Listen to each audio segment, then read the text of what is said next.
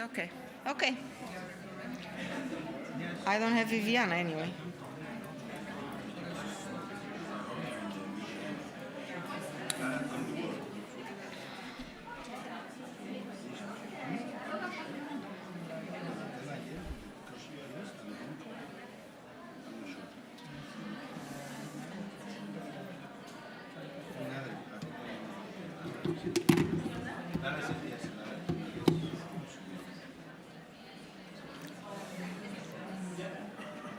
A lunch is like this, always.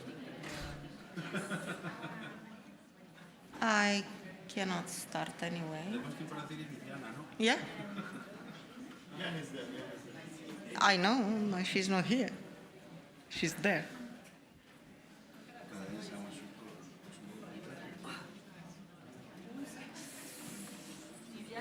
Ines. Ines. Ah, Viviana. Ah, okay. Good. Good. Then we can start. Thank you very much for making it in time from the lunch, let's say. I'll try to do my best, like I also promised yesterday, to finish this event, at least in time. And let me proceed with another angle that it's very dear and close to my heart, and that's international cooperation. And I mentioned yesterday in the morning in the overview of the entire program that we do that, and we do from many angles. We do international cooperation. We foster, we support international cooperation. In particular, we support our public member, the European Commission, in implementing different bilateral, trilateral agreements that the European Commission has, because it's in the remits to have such agreements, such international cooperation agreements.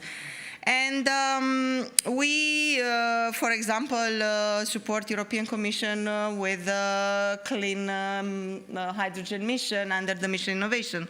You heard yesterday, we have for several years supported them with the Valley platform. We also support European Commission together with our experts from the Joint Research Center in the different TCPs of the International Energy Agency.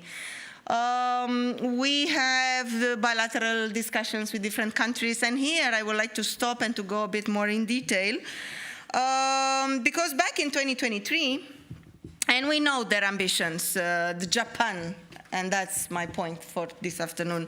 We know their ambition on hydrogen. They have been, together with Europe, a pioneer in doing that. And in 2023, the Commission signed an MOU together with METI, with the ministry in Japan, to work on hydrogen in general.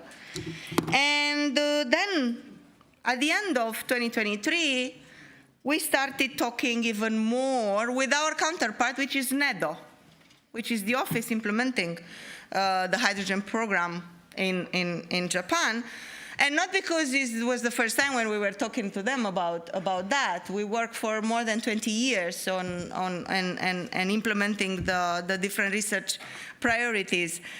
But we wanted to make it even more formal under the umbrella of Commission and the ministry in Japan, and to really see, okay, we have an agreement, Europe and Japan, and we talk here not only collaborating to solve issues on the technology side, in the hydrogen sector, but we also wanted to see how we can work together, why not, and face competitive markets coming from other parts of the world, without naming. And we came with another MOC, Memorandum of Collaboration this time, that we signed in June in 2024, last year in Tokyo. We signed together with other memorandums of collaborations between, so we signed between two funding, if you want, organizations, us and NEDO, but together with us, there were signed 5 or 6 at that time, between the different industries, between the different, for example, funding agencies such as H2 Global. So there were many commitments taking part through these MOCs last year in June. And what did we agree? we agreed to work on few things that we have identified. Exchange, continuously exchange, of course, but also picked some areas of collaboration in which we should probably dedicate more time, have some workshops, bring some experts, and see exactly where we can work together. And we did 2 workshops so far. We did a workshop during the Hydrogen Week last year in November, and a second on electrolysis. And when we look at electrolysis, we look at what is in the interest, because we know we have the technology leadership in Europe, but what would be the interest to work together with Japan, and was mostly on the safety and the performance, and of course testing of electrolysis. And by the way, the outcomes of the 2 workshops are published on our website in case you would like to see more details about that. But the second one, and that's the scope of my talk now, we did in March this year. And the one on electrolysis, we did it in Brussels a year ago in the Hydrogen Week, and then it was the turn to go to Japan. And we went in March together with our experts from industry, from research, from governments, and we sat down in a workshop in Kobe. Why Kobe? Because you know who's doing business in Kobe, Mitsubishi and Kawasaki. So you immediately can draw the conclusions why Kobe, because next to the workshop, we also had some very interesting site visits to see the terminals, for example, the terminal of liquid hydrogen, or other developments at Mitsubishi and Kawasaki. So that was a bit in a nutshell what we've done. Like I said, the outcomes of the 2 workshops are there. And to discuss a bit further, I would like to ask to join me on stage Viviana Cigolotti. She is Head of Division Technologies and Vectors for Decarbonization in Enea in Italy, wherever you want. She's also a GU technical leader on this area of clean heat and power production. And of course, she has many other things which I prefer to leave for now, and maybe she will tell us more from her vast experience. So I join you.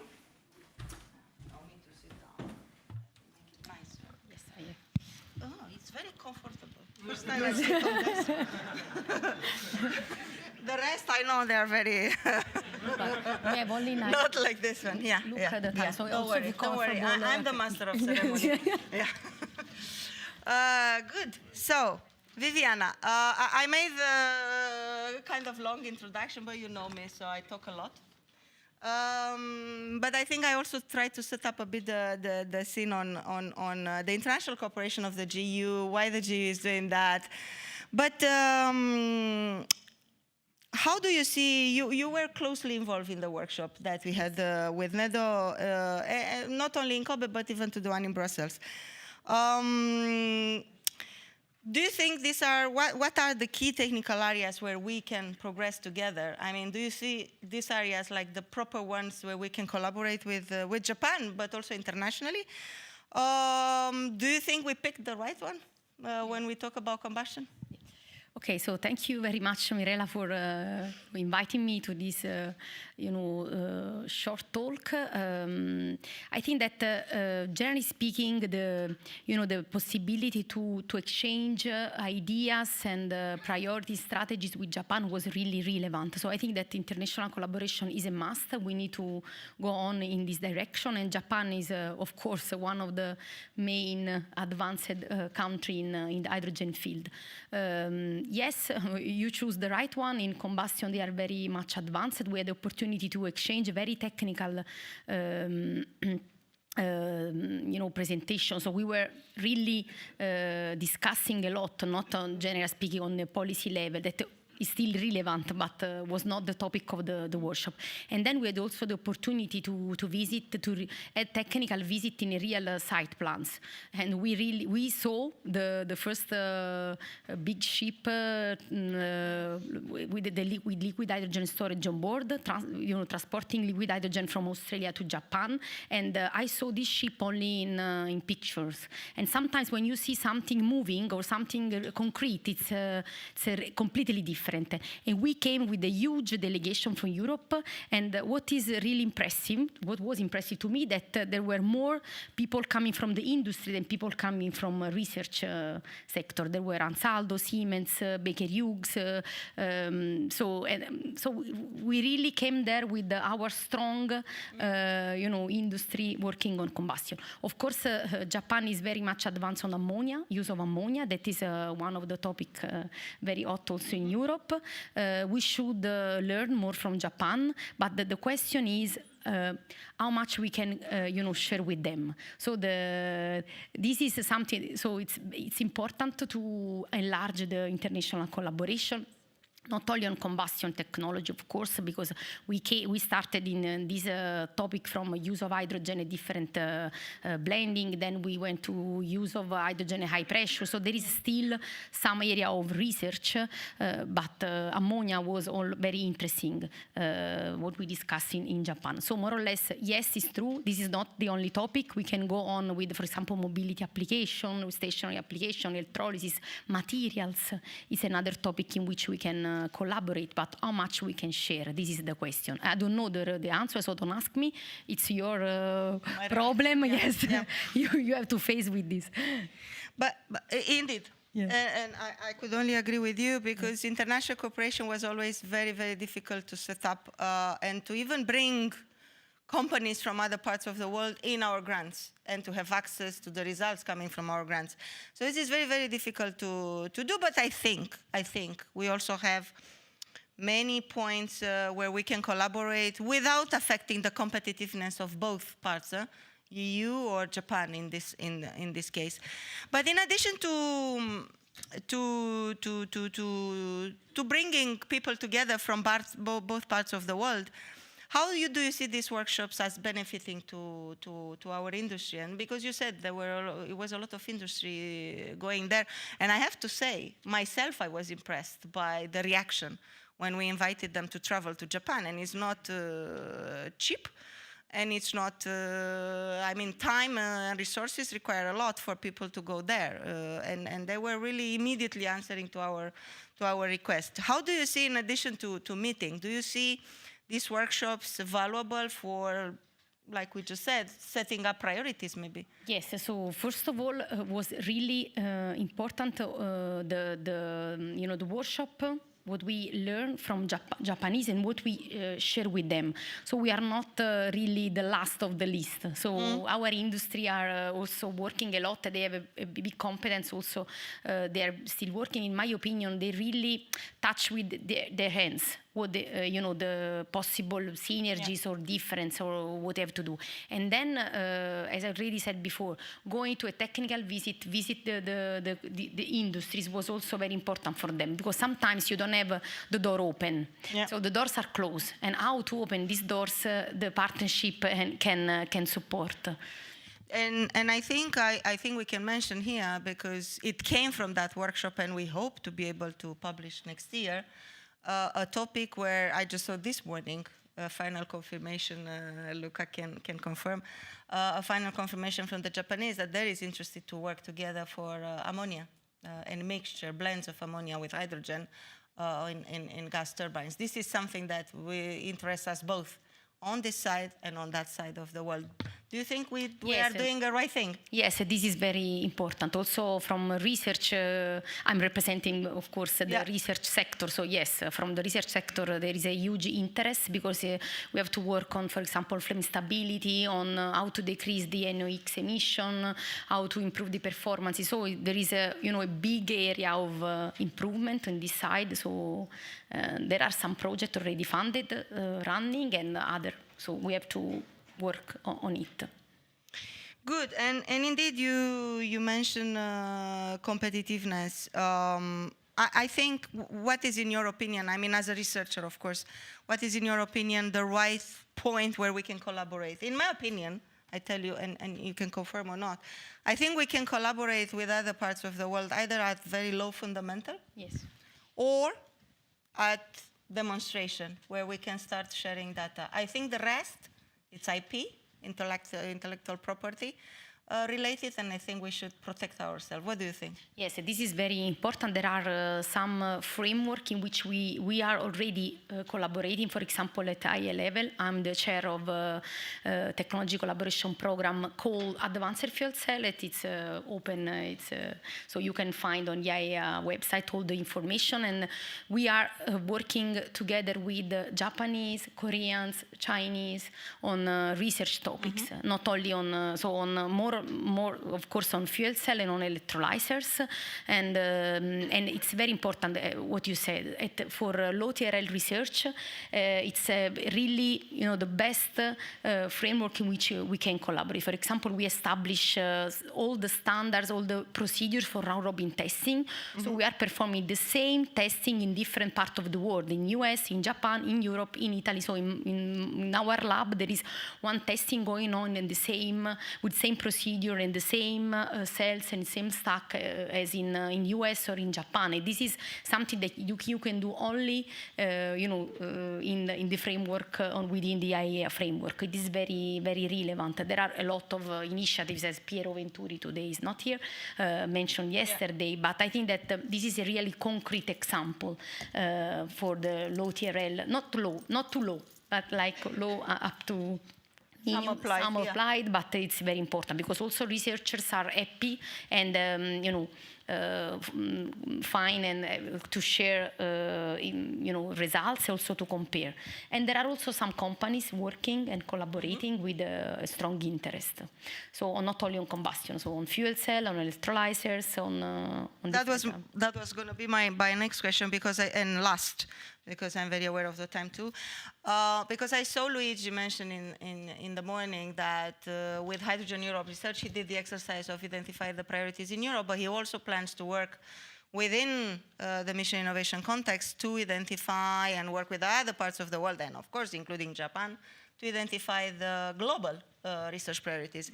And my question really is, in addition to what we identify, electrolyzer and ammonia with Japan, any other areas? You said maybe testing of fuel cell. Any other areas where we can collaborate? Yes, I think testing, and also for the research activities, all related topics on low TRL, but also in my opinion on the standardization normatives, because it's not something that is not part of our work as researchers, but is in some way connected. Because if, for example, Japanese lead, the identification of some standard and rules, at the end in Europe we have to follow them. So we have to play a role, not follow the Japanese, but I'm doing this example because we are very much aware of fuel cell, for example. But we have to be on the right table, working together, also on the standardization and on this activity.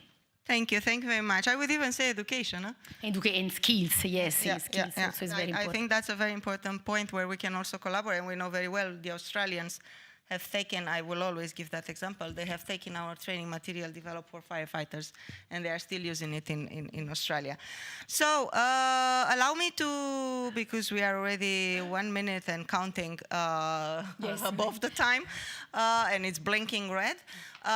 So allow me to say thank you very much for a very short insight on this, and to thank you also for support. Because without you, we would not have probably been able to organize the workshop. Thank you very much, and let's work together on international cooperation. Thank you.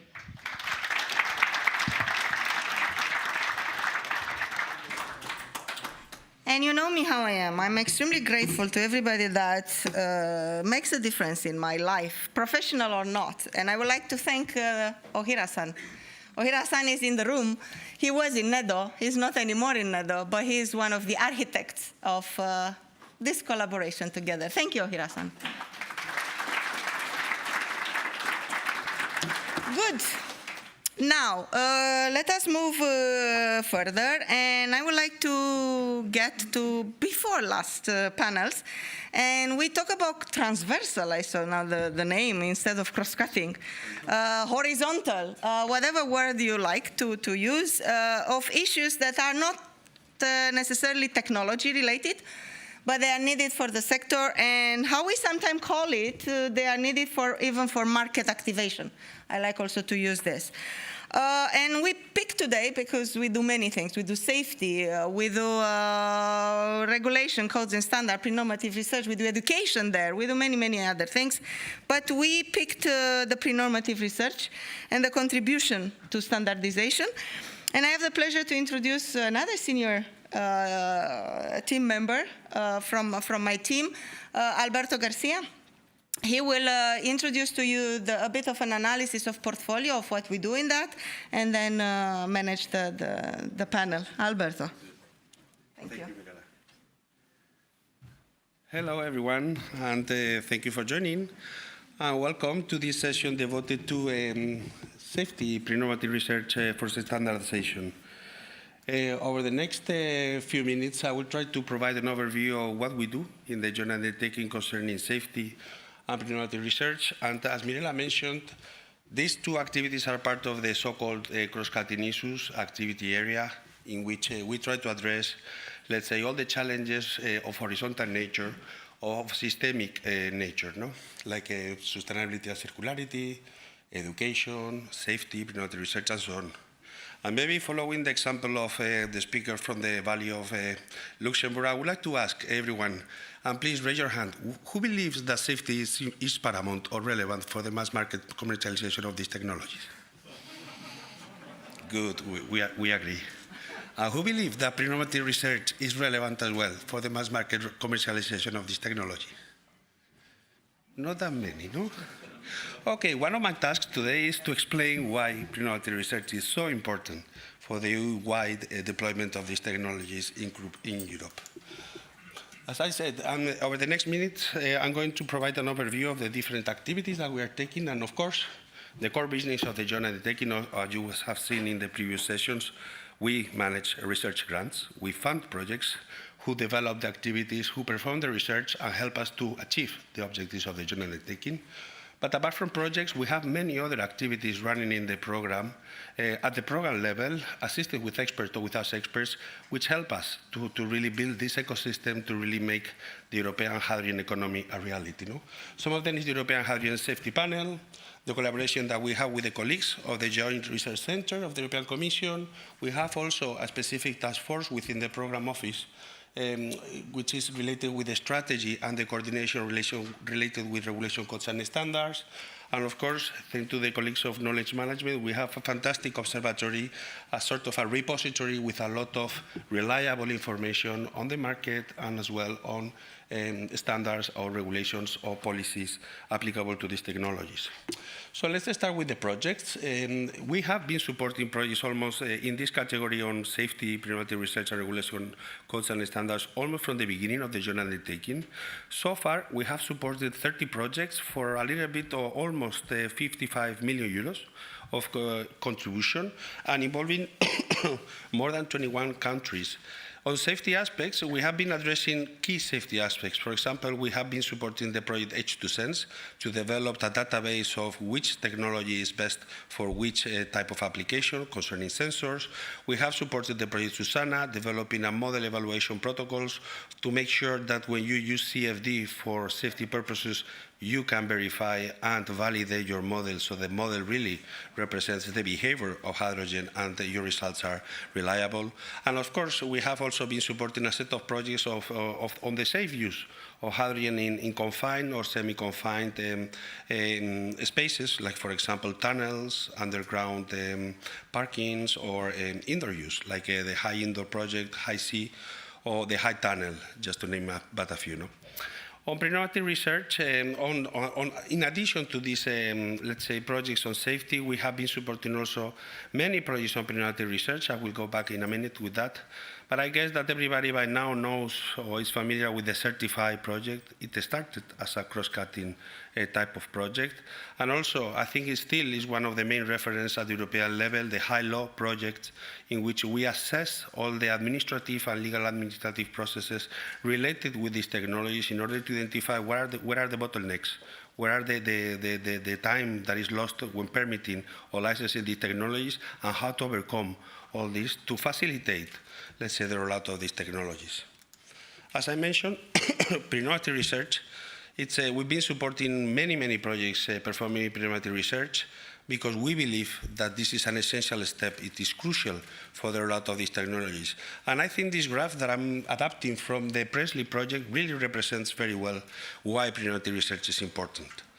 In a nutshell, regulations, they are made by, let's say, it's a piece of legislation, no? And they are normally made by authorities having jurisdiction, no? Let's say that in Europe, the Commission issues or presents and develops the regulations, no? The regulations, in many cases, they refer to standards, which are being developed by the industry in these standardization developer organizations. And let's say that the way I see it is regulations tells you what to do, while standards tells you how to do it. And the standards, somehow, they try to reflect the knowledge available at that point of time, the state of the art.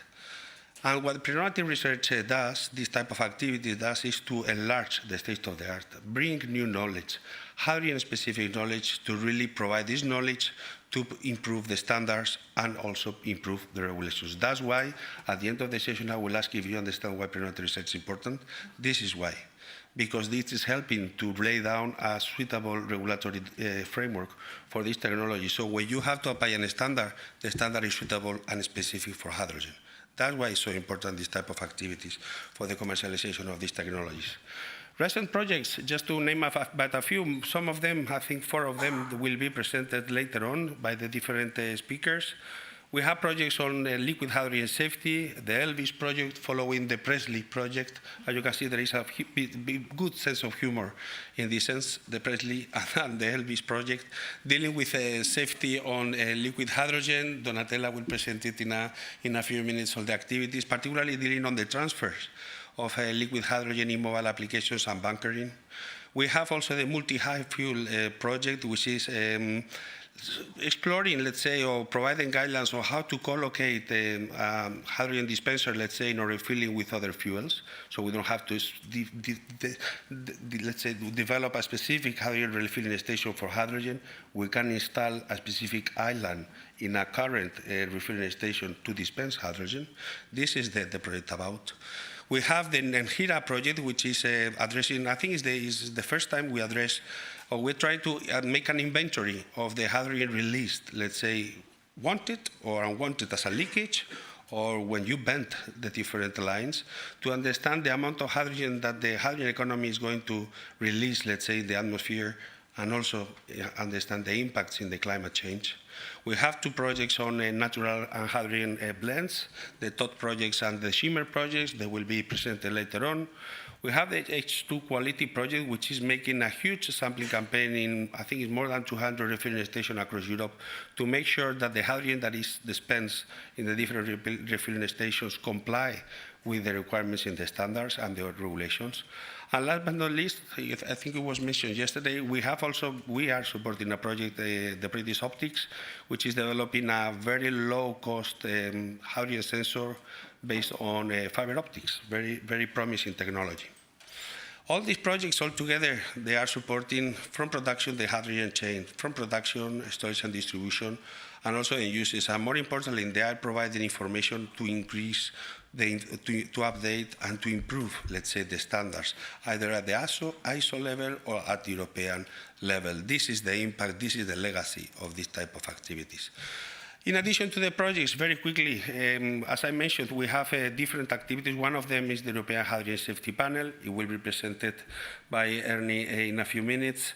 It's a group of experts, well-known, renowned experts on hydrogen safety, which are helping the joint undertaking to make sure that all the activities at the project and at the program level are really taking care of hydrogen safety adequately, that we are raising the bar and we are following the best practices in terms of hydrogen safety. They are supporting us in terms of project, at the project level, at the program level, also concerning data collection on incidents and accidents, and also communications. We have to make sure that the technologies are safely used, safely deployed, and safely implemented. This type of experts group are helping us to make sure that we are doing our best effort. Also, thanks to the cooperation with the Joint Research Center, we have plenty of activities. Yesterday was presented by the colleague from the JRC, but I just wanted to highlight that we have specific activities on regulation standards and as well on safety.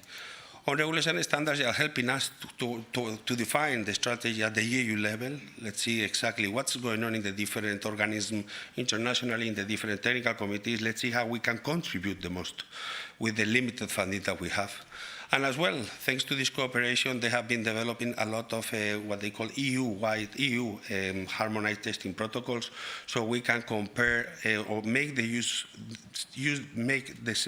the same protocol when comparing technology. We can really show the progress of the technology thanks to the funding. They have developed the zero gradient cell and so forth and so forth.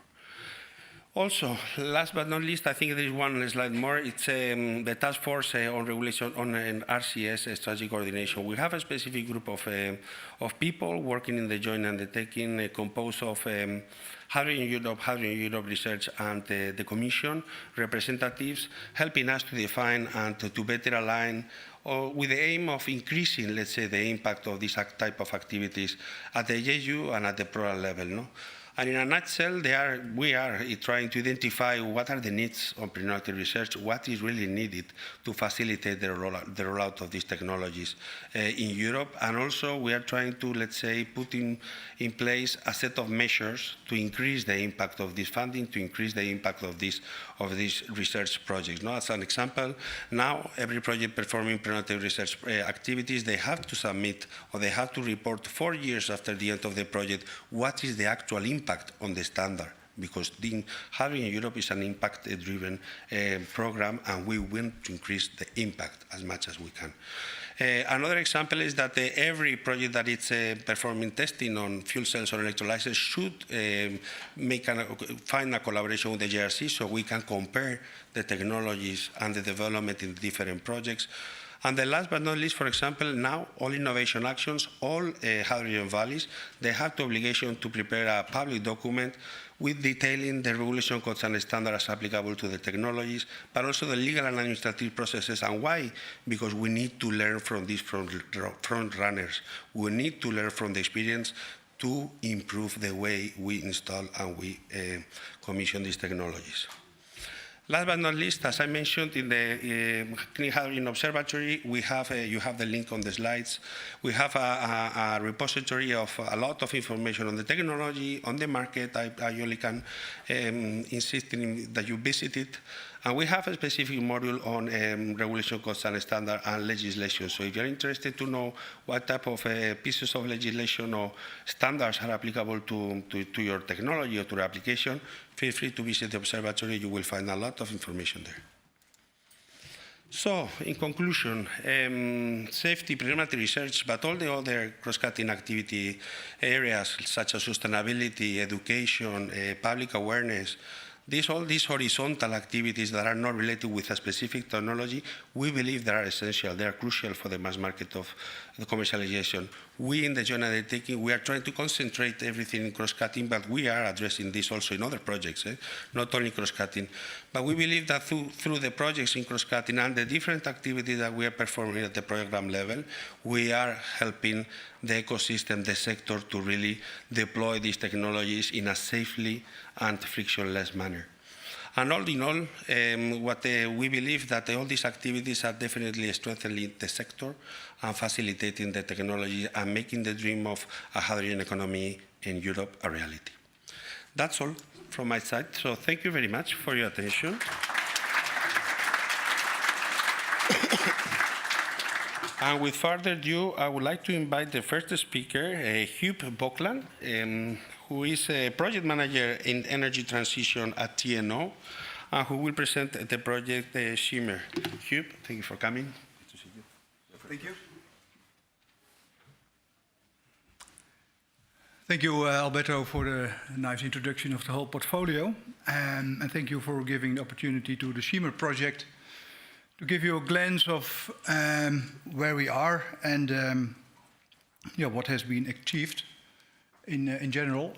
By the way, I do this presentation on behalf of the coordinator, which is Sintef, which was unfortunately not able to join today. So I will try to give you a glance of what's ongoing in the Shimmer project.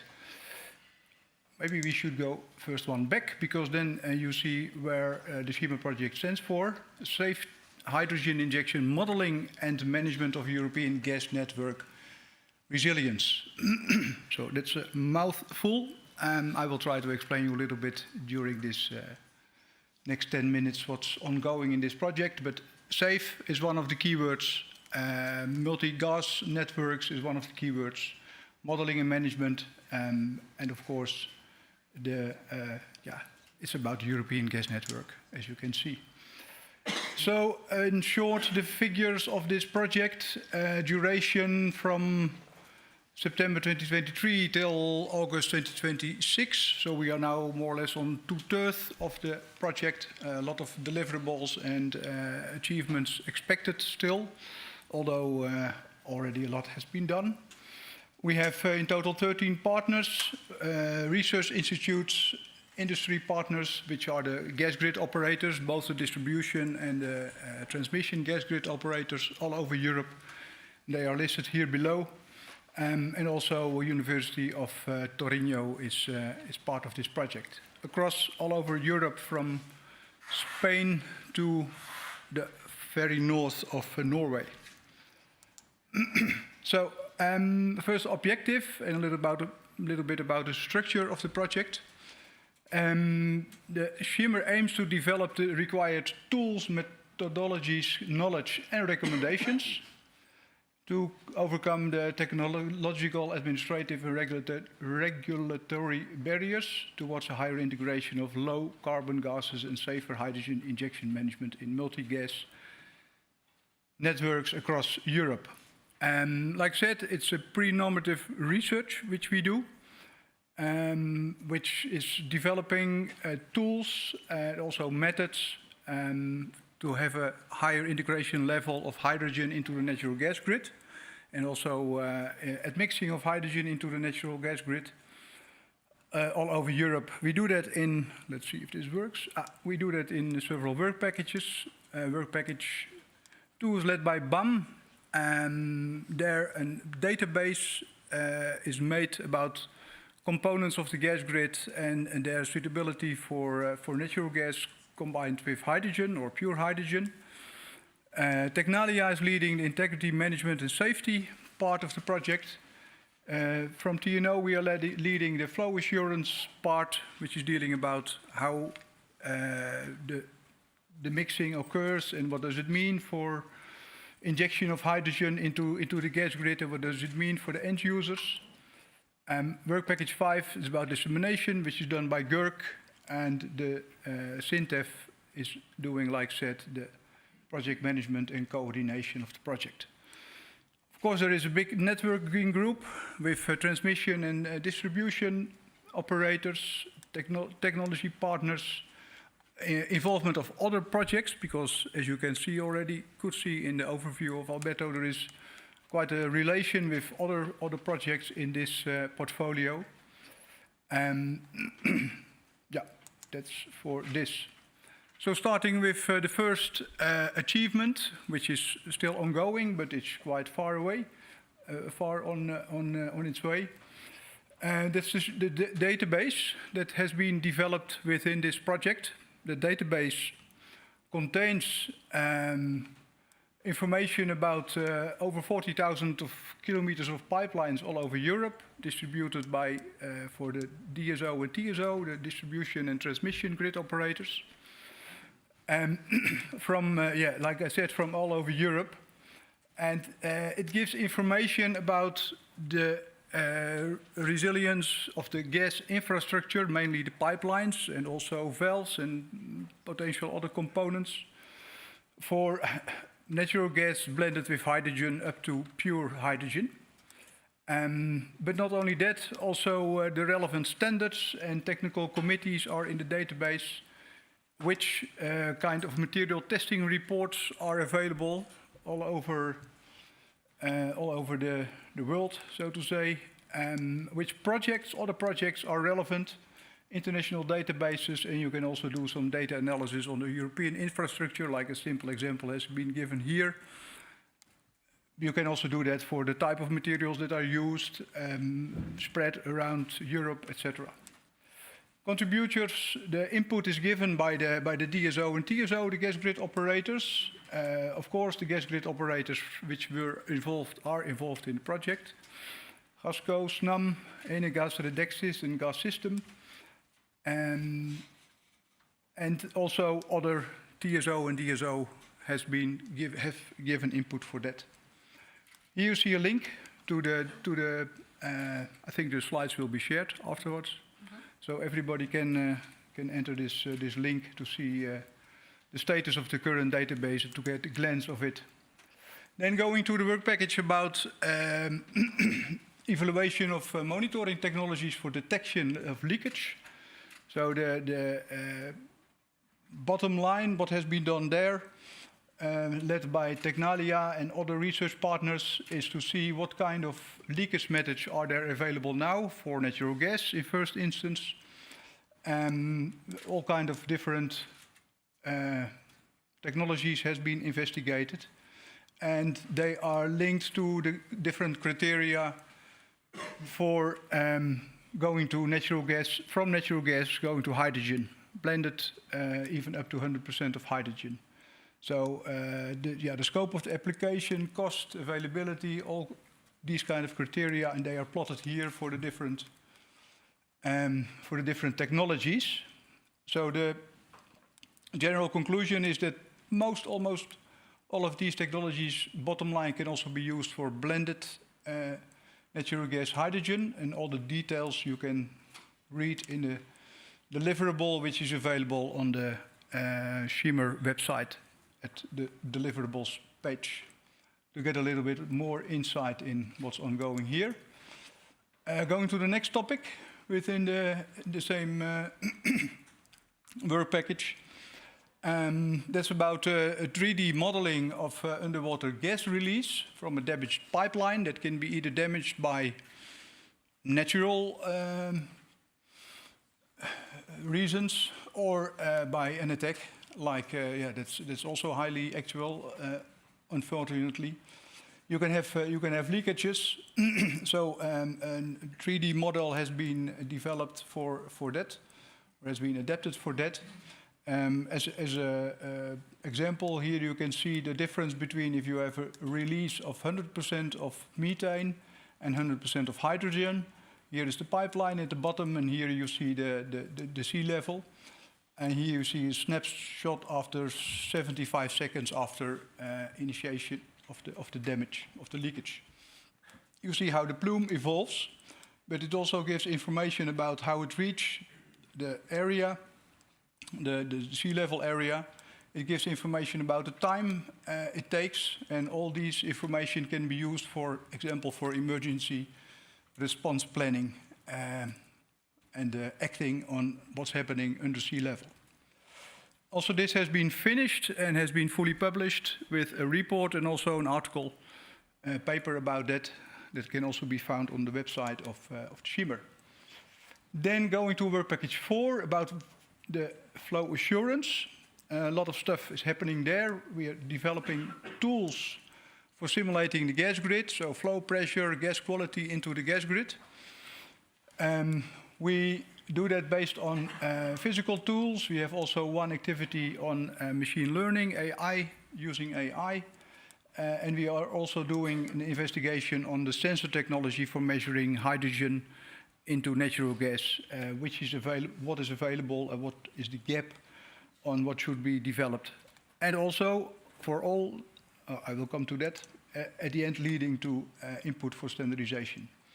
So what we do with this information and with these tools, we are simulating 5 different gas grids all over Europe, from Gasco in Norway, Enegas and Redexis in Spain, in Rete in Italy, and SNAM also in Italy, both high pressure and low pressure grids, with a lot of different features in these grids. So with storage, with multiple injection points, with high pressure, low pressure, with very complex grids.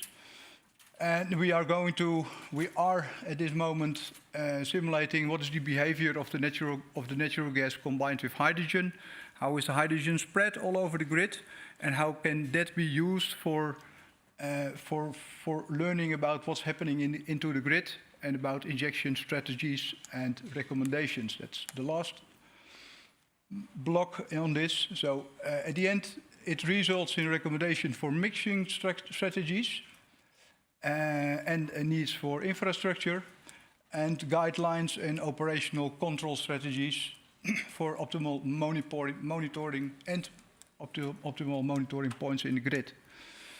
So it should result in guidelines how to control a grid where you inject hydrogen up to certain different percentages, and where the amount of hydrogen you inject is fluctuating, and where there are different end users or where there are different parts of the grid who can handle only a limited amount of hydrogen.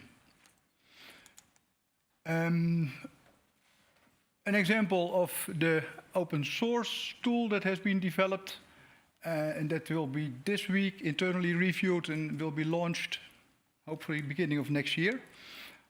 What you see here is a result of that tool. The tool is simulating pressure, flow and quality all over the grid, and this is the SNAM grid in Sicily as an example.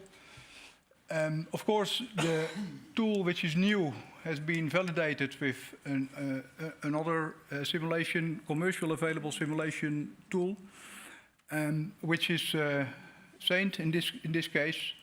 And here you see the result for that validation for pressure and also for pipeline flow rate, which gives very reasonable numbers and gives also a lot of confidence that this tool can work as proper as needed for simulating the gas grid.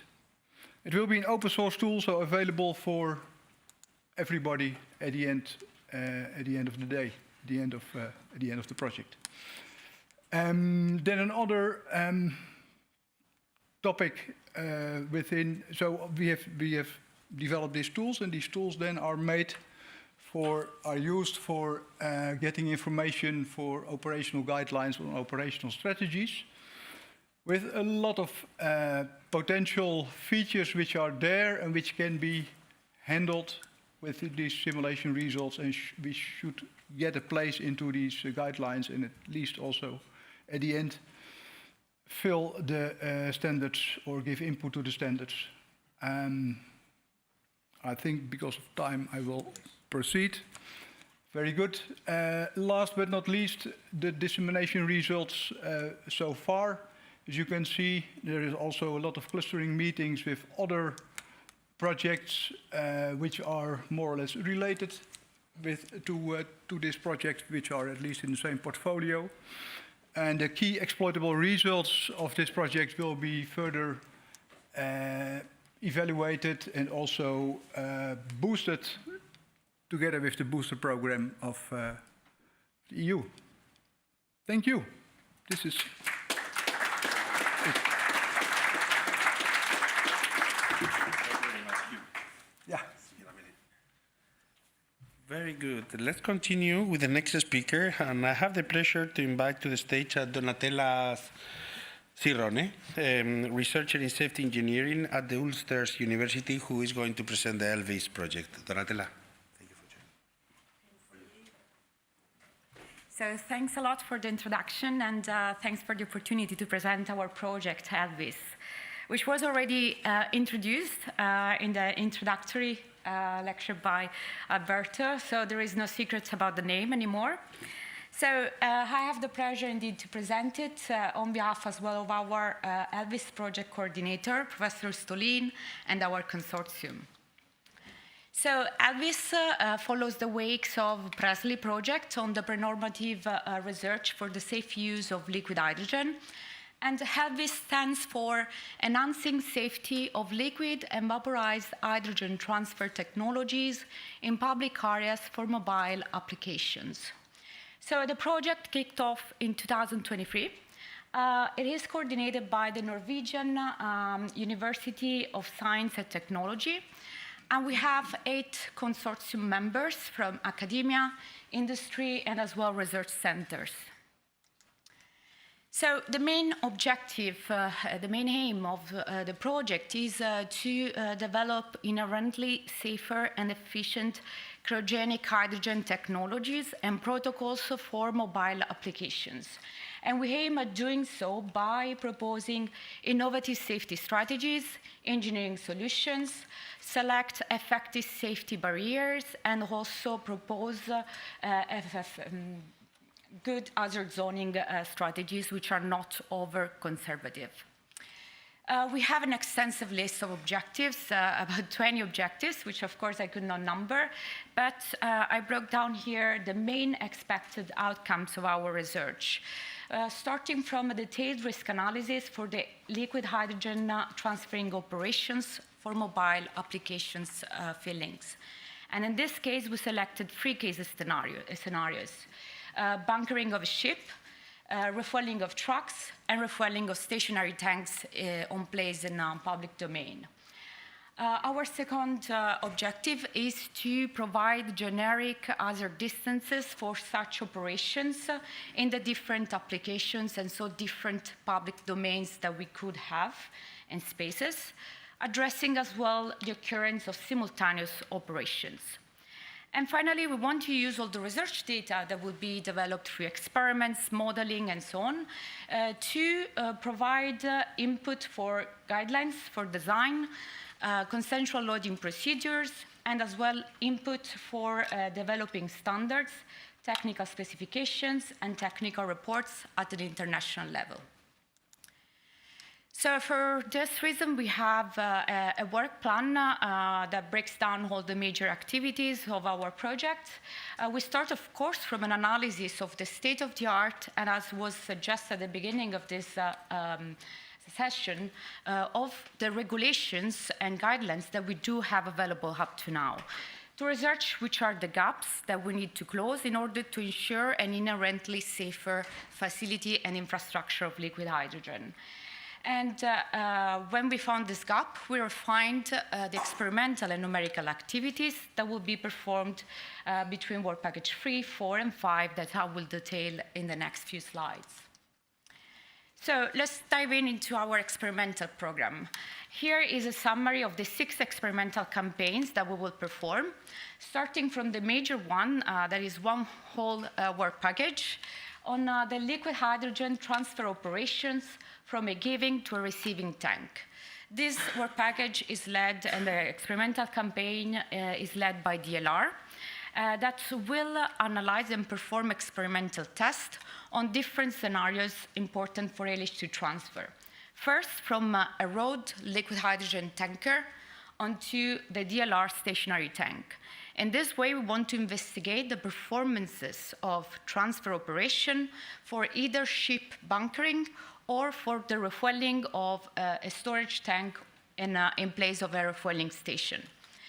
Then the filled DLR stationary tank will be used to refuel the liquid hydrogen tank on board of a truck that is provided by partner KT, that we can see in one of the pictures on the right-hand side. Then we have other 5 experimental campaigns that instead focus on safety aspects of such operations. I will detail better number 2 and 3 in the next slide, but here I would like to mention what KT is performing and is analyzing. So we will have experimental tests on boiling liquid expanding vapor explosion, BLIVI, test with a shock tube. We will have tests on fire exposure of LH2 component of a refueling station, indeed to a fire, and how long this component could resist. And then we will have instead material testing to unignited, so extremely cold liquid hydrogen jets or ignited liquid hydrogen jets. So now we can see the experimental results that were obtained up to now. HSC completed their experiments in 2024. The research data are available open access, so please feel free to reach the website and reach this research data. And I would like also to offer these experiments as an example as well of the methodology that we applied for this project. So starting from the oxygen enrichment and condensed phase explosions. In 2012, partner HSC performed experimental tests on liquid hydrogen releases in the open atmosphere. And they could see that there was a condensed matter formed on the ground, and they were questioning what this matter was formed of. So we were dealing with a knowledge gap in science yet. And when there was occurrence of ignition, they could see that there was generation of a really energetic explosion and event. So it was supposed at the time, do we have condensed oxygen in this matter? It was not clear. We had, of course, still a knowledge gap to close. And so that's why we performed experiments in a controlled environment with an LH2 box, where we could control the LH2 injected, control the air injected, and see and measure in a quantitative way if there was oxygen enrichment. And indeed, these are the latest results. As a spoiler, yes, there is potential for condensation of oxygen, and so potential for more energetic events in case we have ignition of such mixtures. Another experimental campaign performed by HSE deals with liquid hydrogen releases in confined spaces, where they investigated the effect of ventilation on hydrogen dispersion. They investigated the effect of ignition, so what will be the overpressure generated in such an event, and what will be the effect of barriers or other structures on the resulting explosion.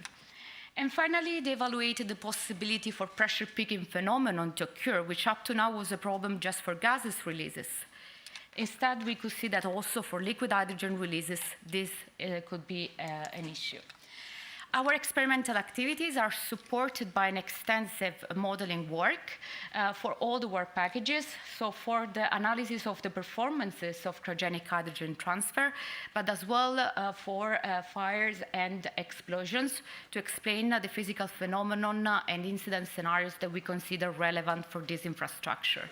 And for these reasons, we analyzed unignited and ignited liquid hydrogen releases, fire resistance of LH2 component, pressure peaking phenomenon, and bleeding. So all the results of the technical work packages are then injected into the risk analysis. We are now at the stage of our consequence assessment. We performed, in terms of modeling, an extensive study on all the cases of mobile applications we selected, and we are at the stage of including as well the frequency data. So to conclude, what's the impact we forecast for our project? We want to provide fair open access to research data. We want to provide models which are validated against experiments and that could be used for evaluating transfer operations, but as well hazards from these scenarios. We want to provide to stakeholders guidelines, loading procedures, and recommendations for regulations, codes, and standards.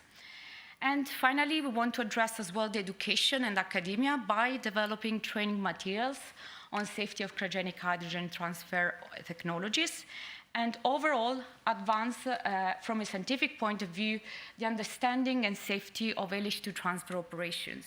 And we believe this could be achieved only by as well an intensive knowledge transfer and exchange of expertise, as we try to do through the series of workshops that we have organized up to now. And on this note, I would like to invite you as well to join us online on the 5th of December 2025 to hear about Elvis project in our, let's say, final 6th workshop. So thank you for your attention.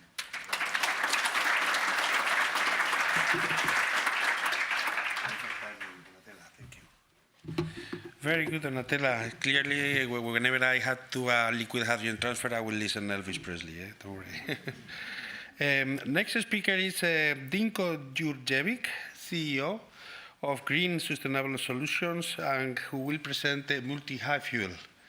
Dinko, thank you for being here. The floor is yours. Thank you, Alberto. You already gave a good introduction to the project and what we were doing. So, in this case, my surname is the bigger problem in pronunciation than the project. So I'm here to present multi-fuel, safety and permitting for hydrogen multi-fuel retail. But just to give you two disclaimers, let's call it like that, before I start. One is that the company Green Sustainable Solutions is representing Hydrogen Europe, who is actually the coordinator of the project. But this is mainly because we're doing the things that most organizations don't like, which is project management and coordination. And the other thing is that although I am a chemical engineer by vocation, and the topic is relevant to my vocation, I am a project manager in this concept, in this topic. So I'm going to present you the overall project, general information, and I would invite you to check the outputs and deliverables at our webpage, because the colleagues who are experts in the topic really provided all the detailed information there, so you can check everything in the there at the webpage. So the project started in 2021. It should have ended in the end of 2023. Of course, we had some delays, extensions because of COVID, of course, and we finalized everything in 2025 because we had like all the other projects, we had research involved, and of course we always have extensions related to this research. One additional thing is that we also had other financial contributions because we had a lot of experiments, which was also done by one of our partners, which is HSE. And since we blew a lot of things up, we needed more equipment for that part. So we did actually manage to stay within the budget, which is a good thing. Here is the list of partners. You can see that we have a lot of experts, as I mentioned, in the field of safety related, especially related to hydrogen. All of them contributed, especially in the research segment, the experimental segment. And as I mentioned, Hydrogen Europe was the coordinator and lead of the work package 1, which I'll go through. But what is the context of, what is the background of the project, why we started this? So the initial idea in 2020, I think, when the project was applied, was that we had a planned increase in hydrogen refueling stations. So we wanted not to start from scratch, so setting up hydrogen refueling stations, which would be standalone, but try to incorporate them into multi-fuel stations, so with existing petrol stations. For doing that, we needed to check what was the regulatory framework, and also what are the safety distances and standards which are related to that aspect. So we had 3 goals in the project. One was to identify relevant gaps in the current legal administrative framework, so to check what is missing for us to implement this project. The second part was the acquisition of experimental data, so to check what are the experiments, what the experiments have shown, and how we can incorporate that into this legal framework.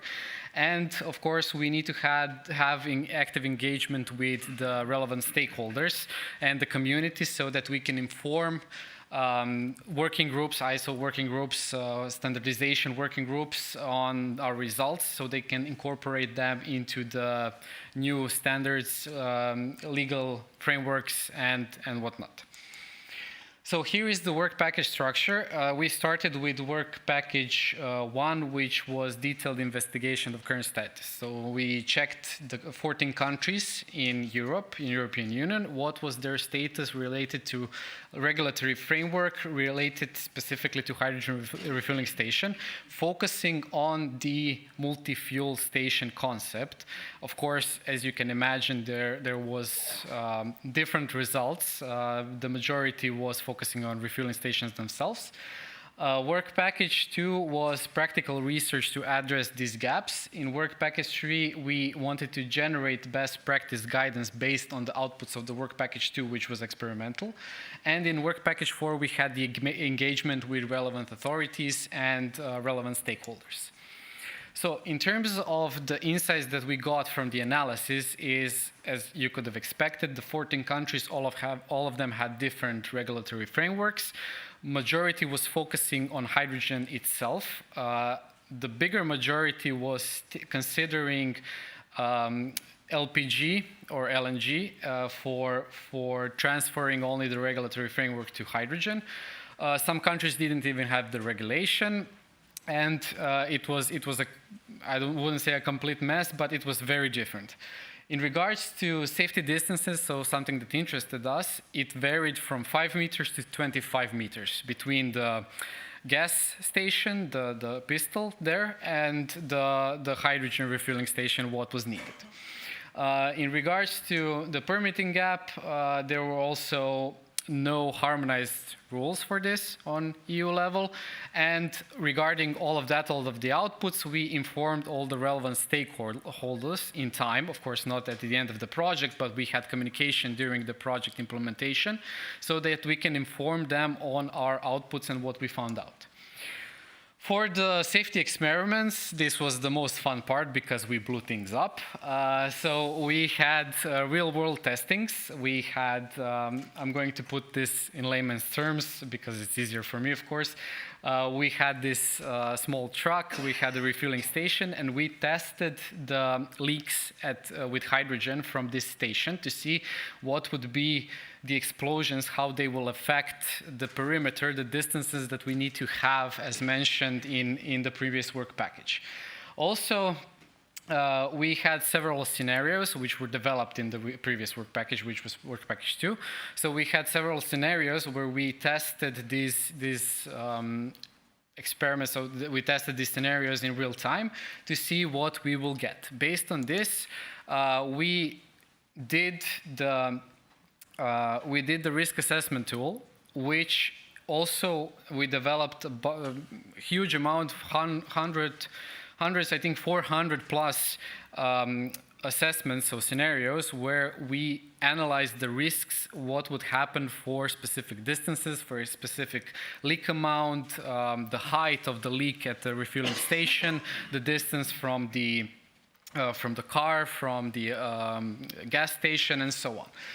So we had a lot of these outputs that we needed to incorporate, and we incorporated those into good practice guidelines, which, so these are the deliverables 3.6 and 3.7. I'm stressing this out because they are titled like that on the webpage, so you can find them like that. Because they contain, this is a document of, I think, over 70 pages containing all the information that we gathered throughout during our research and all the assessments and all the scenarios that we tried and examined. Also, we provided a couple of suggestions what might be a good, how should I put this, output, so input for the standards, input for the safety guidelines, which might be useful to the working groups, to these standardization organizations that might implement this afterwards in the regulatory framework.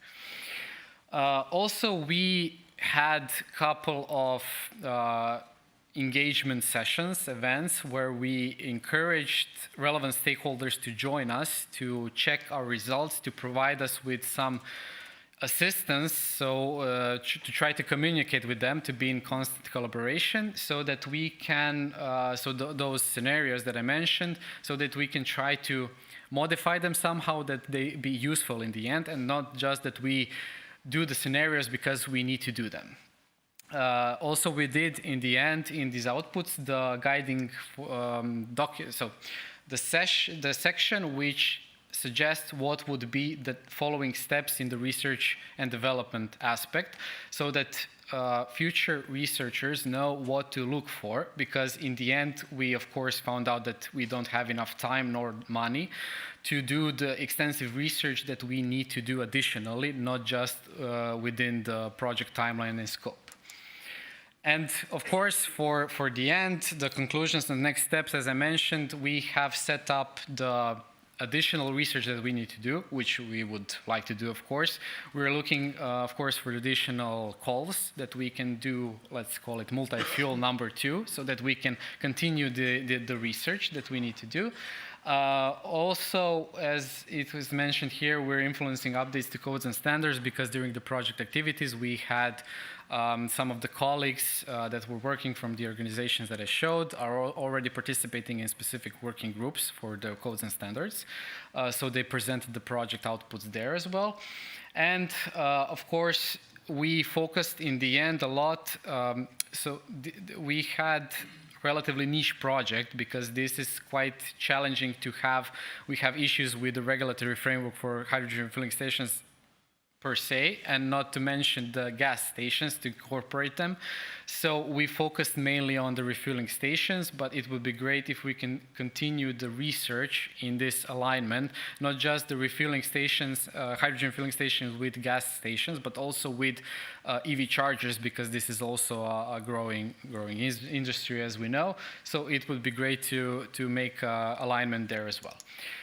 This is the info for the project, info email, but it is still operational. So if you have any questions or want to discuss the next steps, the deliverables, or whatever, feel free to get in touch. And it would be my pleasure to give you a call. And thanks for your attention.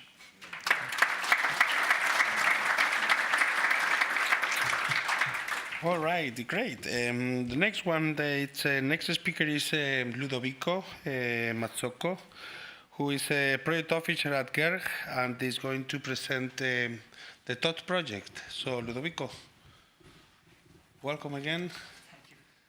Thank you. And off you go.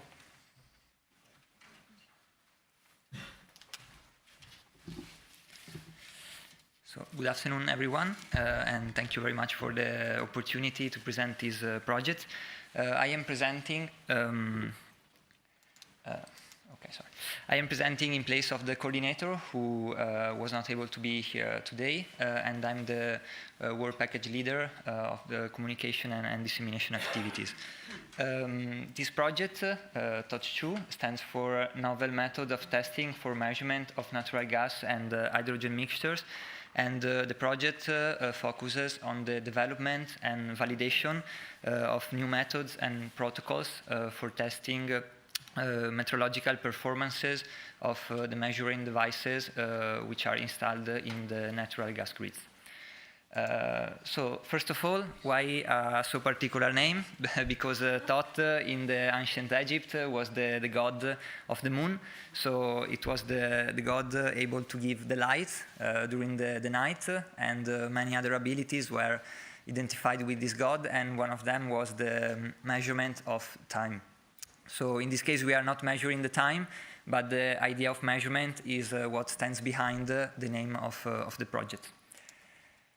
Here we can give a look at the consortium, which is made up transmission and distribution system operators, such as NAM, Enagas, Gas System, Natran, and INRETE, some national meteorological institutes, such as CESAM, INRIM, METAS, research centers and university as INIG, ENEA, FBK, and University of Bologna, and last but not least, GERG, which is the European Research Gas Group. With regard to the context of the project, this is particularly important because hydrogen blending together with the gas infrastructure is particularly important in order to achieve the green transition. But at the same time, there are still some uncertainties and gaps that needs to be covered. In particular, the normative framework, which is still under construction, and validated protocols are required to define the limits and the tolerance of the measuring devices while working with blending of hydrogen and natural gas or pure hydrogen. With regard to the objectives, the main ones regards the value chain of the energy measurements and the ability of the instruments to properly measure the physical parameters of the instruments while working with hydrogen and natural gas mixture or pure hydrogen. So to wrap up, the three main objectives cover the normative and standard gaps related to methodology and protocols for measuring devices while working with blending or pure hydrogen, design dedicated methodologies to test the different types of measuring devices, also working under different operative conditions, and provide recommendation to international standard bodies, TSOs, DSOs, and measuring devices manufacturers, of course also the research and development community. Different devices categories have been analyzed in order to understand which instruments used for the testing. You can see them on the right side of the slide. I would like to underline that gas chromatographers were not taken into consideration because their tolerance to hydrogen is 0. And as well, temperature transmitters, as there was not direct contact between the sensors and the hydrogen. For each device category, a state-of-the-art have been conducted in order to define the different kind of technology and the models. And in this slide, you can see how many different devices exist nowadays. So on the left side, you can see the kind of technology. On the right side, the different models. And this made the choice very, very hard in order to understand which ones to pick up for the testing. And this is the slide in which I would like to explain a little bit what was the whole process that led us to decide for some instruments instead of others. So first of all, we started from the initial activities foreseen in the projects. And then we decided to take into consideration the testing abilities of the partners and the advisory board feedback. So in the end, we decided to pick up those kind of instruments. I would like to underline that more than 20 external manufacturers external to the consortium were involved, and this played a crucial role for the project. And around 40 devices have been selected, and here you can find the list of them. Here you can find some pictures from the test bench for the calibration of the instruments, while on the tables on the right you can see the different parameters that have been used for the different partners who are performing the different tests. In this case, for example, you can see the aging process, which is in this case a dynamic process, and the test benches where the calibration was done. Here, for example, pressure transmitter test kits, and as you can see from the table, it was done both with hydrogen, mixed hydrogen and natural gas, and pure hydrogen. Here, the trace water sensor test benches. Also, I take the opportunity to say that these and more information you can find also on the DAY2 project website, which is updated with public deliverables. Here you can see leak detection test benches, and just to give you a context, the whole process works that there was a first calibration of the devices, then a first aging period, an intermediate calibration, a second aging period for the devices, and then a final calibration with the result. Here, yes, the volume conversion testing room, and this procedure has the aim to check and register the selected flow computer for different hydrogen concentration. Going towards the end of the presentation, this is a very important slide, because considering the pre-normative nature of the project, it has been done a very important effort on the technical normative framework, and this is a list of the standards that, according to the project, needs to be updated when working with blending of hydrogen natural gas or pure hydrogen. So, going towards the conclusion, the next steps regards the launch of the R&D hub, which is coming soon, collection and processing of the experimental results, which are still ongoing. Of course, the analysis of the testing campaign together with the manufacturers who provided the devices and the instruments, and coordination and engagement with the standardization bodies and the technical association are, of course, very important aspects. To conclude, I just would like to point out that the project website is always updated with news events and the public deliverables that you can find. And well, this was my last slide, so thank you very much.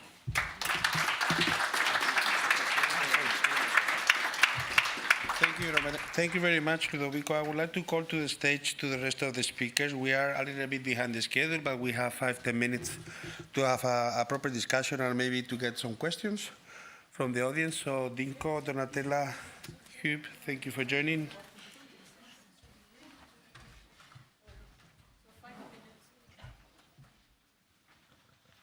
Hello. Yes, we only have 5 minutes, so I will go directly to the question that affects to all of us, no? To all of you.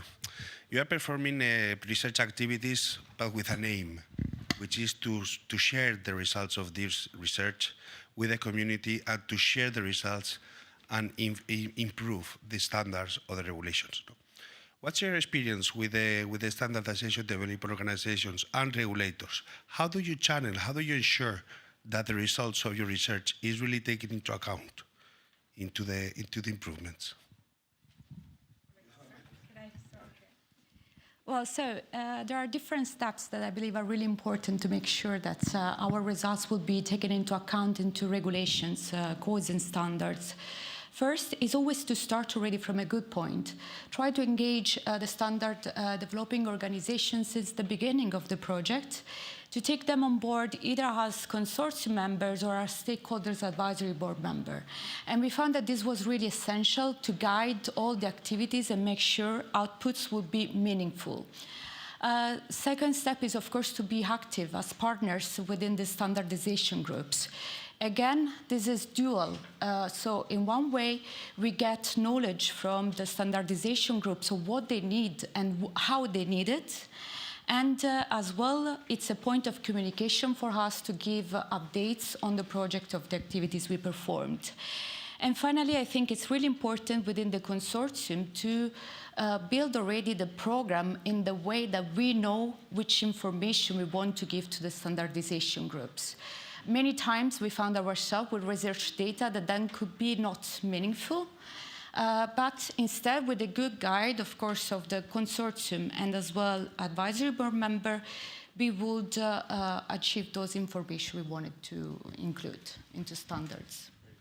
Ludovico, in the TOD project, have you addressed the regulators and the technical committees involved or related to the research results that you are performing? Yeah.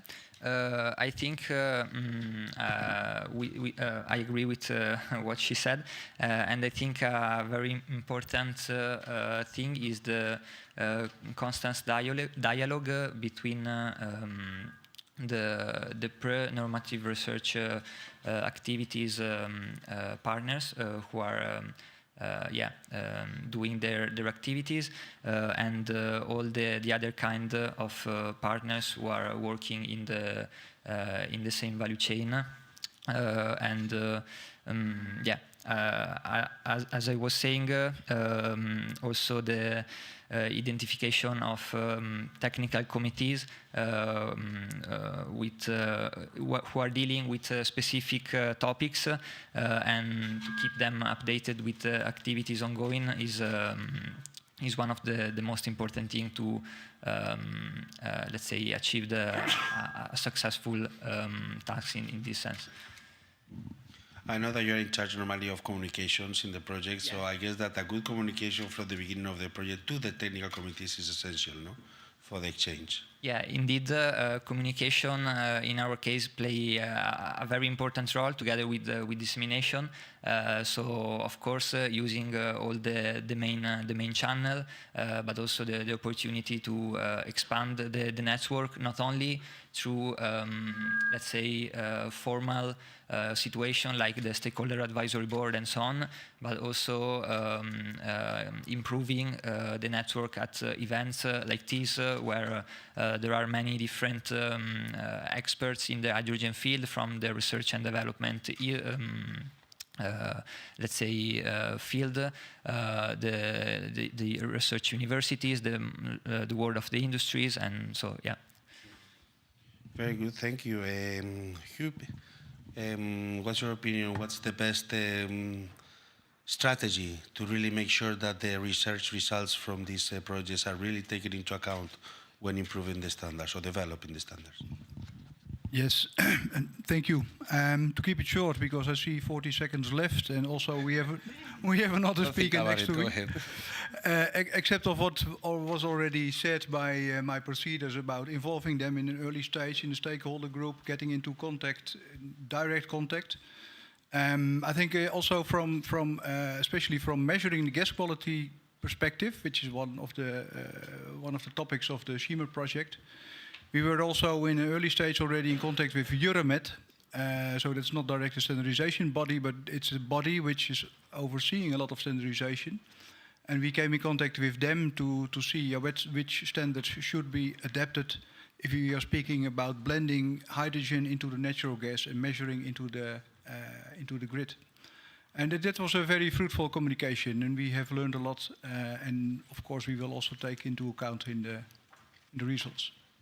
Indeed, that was one of the points I also wanted to tackle, synergies, and particularly the ones with Euramed, because I know that you have been working with other projects running the Euramed program and with very successful results.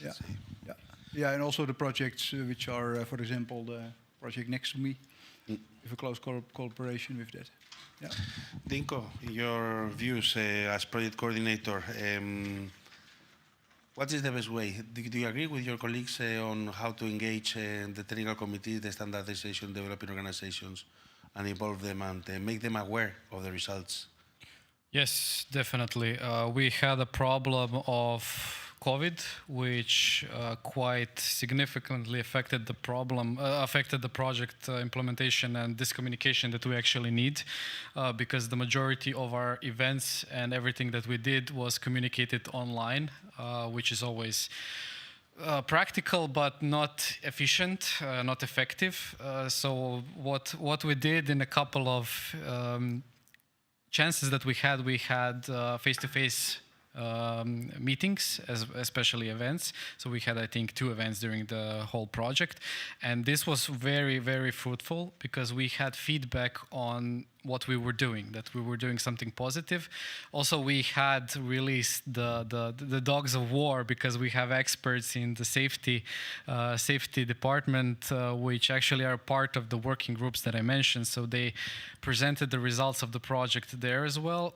And we also were in constant communication with the standardization working groups.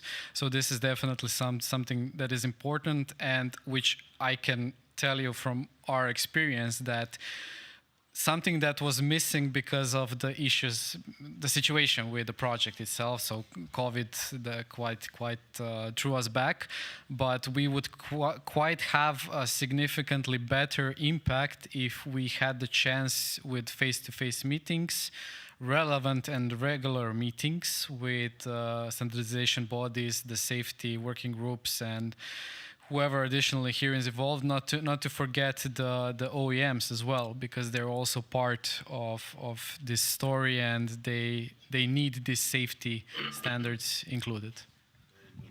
I'm afraid we don't have much more time. I will ask you later, by when do you think we will see a hydrogen dispenser together with the other fuels? I'm very curious. I would like to see it soon.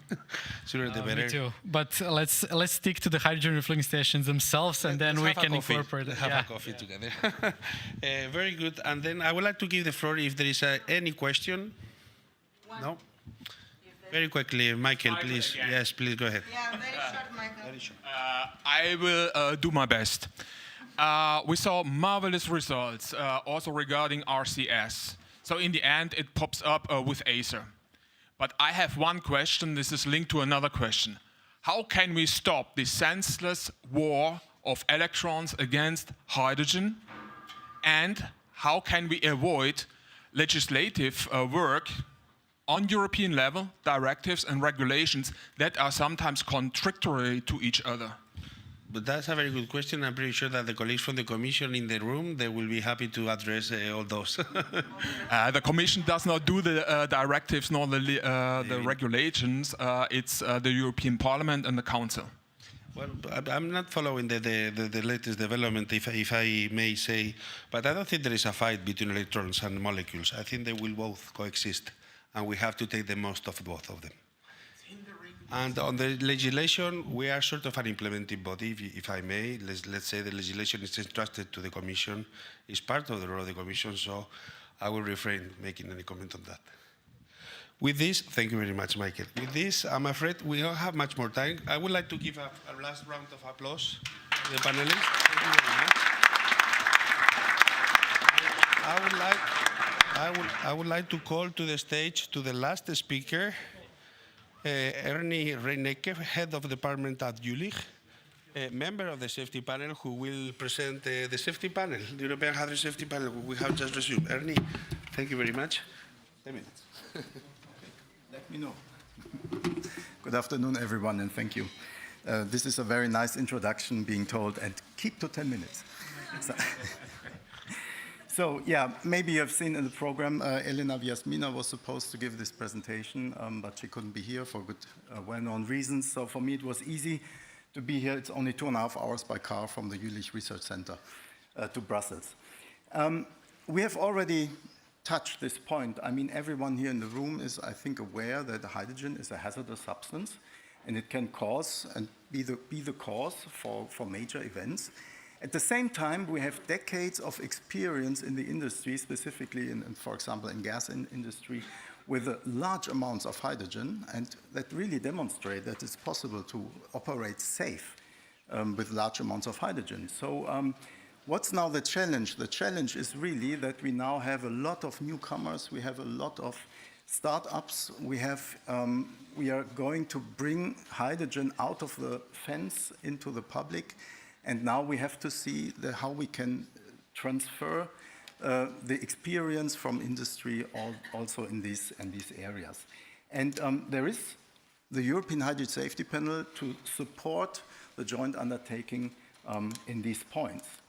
And so our primary role is really to provide independent safety expertise to the joint undertaking. And the important thing is independent expertise at both, at the project level, so related to the project that you guys are performing, but also at the program level. So really looking at how could the program be developed to fulfill these challenges. We are kind of a knowledge hub with a lot of experts that really have a long-standing expertise in hydrogen safety, and this will be a crucial role in scaling up hydrogen. So what's our mission? You see it here. We are supposed to promote hydrogen safety as a core priority in the projects that are funded by the joint undertaking. We provide expert guidance and risk assessment to prevent hydrogen-related incidents in the projects. We are here to promote a strong safety culture along the hydrogen value chain, and to facilitate knowledge and exchange on safety best practices among industry, research, and policymakers. And this is an important point which has already been touched here, how to perform this exchange between these different groups. And finally, also to provide possibilities how to strengthen the public confidence in hydrogen technologies. And this has to be done in a really transparent way and reliable way. And that's why it's so important to have this independence of this panel. I'm not going through the entire history. This is a long history, but I just would like to mention this is really a European success story, I would say. Because all this started as a so-called network of excellence. So some people of you in the room probably are old enough to know and to remember this way of funding projects. But there was a project, HiSafe, a network of excellence, which has now become an international association which is funded by itself, by the membership fees. And it spans all over the world, from Europe to North America, Canada. We have members in Asia. We have members in Australia. And from this network, there was really the thought and the idea, and we saw the need that we have to make sure that the experience from projects has to be maintained beyond only the duration of the project and only of the duration of the program. And this is why the Hydrogen Safety Panel first was installed. The first version was installed in 2018, and now we have a new installation since this year. These are the experts at the moment, maybe some familiar faces for you, 14 experts from 19 nations. And the important thing, in my point of view here, is not only that we come from different nations, but also that we come from different areas, from industry, from research, from academia, but also, for example, from first responders. So to bring in the competencies in these different fields. Our work is divided up in 4 so-called task forces. One task force for the project level. So this is really coordinating a package of measures to avoid accidents by integrated safety learning, expertise, and also to support the safety planning of the projects themselves. On the program level, as I already mentioned, really to understand how does the program need to be further developed for the next period, and to include also important safety aspects. Data collection, this is a very important part, and again, one of the success stories I think we have here in Europe, starting in HiSafe. This is the hydrogen incident and accident database, which was started in HiSafe in the project, but is now maintained by JRC. And this involves, in the meantime, more than 1,000 events, events where hydrogen was the root cause. And just to learn from these events and to understand how we can improve safety. And finally, communications. This is really also to support how do we communicate to the public in case, for example, when we have an accident in one of the projects, how can we do this in a proper way so that the trust in hydrogen is not jeopardized. Just a few examples of what have been done, what has been output of the hydrogen safety panel. So on the website, you can download some documents. One of the documents is the guidance document for safety planning of the projects. I'm sure a few of you guys have already filled that up and probably hated it. I don't know. I hope it was a really good guidance for you. We also have a template for a safety plan. This is all continuously updated. Of course, we also get the feedback from the project about how to improve it. We do, as I said, the strategic support, which is supporting the best practices for a reference safety culture. And this is an important thing, not only to introduce, let's say, additional burdens into the projects, but also to raise a safety culture within the program overall. We have developed an emergency crisis management strategy, and this is still ongoing work, just in case there are incidents in the projects. And we integrate all this in the RCS ecosystem. I mean, the members of the panel, they are also active in hydrogen safety. They are active in RCS panels and organizations, and they have networks. So we are all working in these networks. I already mentioned the HIAT database. I said more than 1,000 incidents are in that database. It's an open database. You can get it, just go on the website and you can have access to that database. It's as I said, handled by JRC. And there is also 700 events. So at that status, we have made a really detailed analysis and lessons learned out of this, and this is also available as a report. Finally, safety engineering. There is a general safety guidance document for safety engineering, also I think very relevant, also possible to download it from the website. And I already mentioned there is a communication strategy, there is a communication task force, which is not only making proposals on how to contribute to raise trust in the public on hydrogen, but also how to handle probably incidents. Last slide. This is an open call, so we don't have to stay with these 14 experts. So if anyone here in the room or in your organization thinks he knows some things about hydrogen safety, and you don't need the entire overview on hydrogen safety. So there's a lot of topics. Hydrogen safety is a huge field. So if you have some field of expertise, I would just like to encourage you to go on the website and to apply for a role in this panel. Specifically, if I may say that, young people are encouraged. I'm one of the youngest, and that cannot be, you know. So that's all. I hope I'm within the time. Thank you so much for your attention.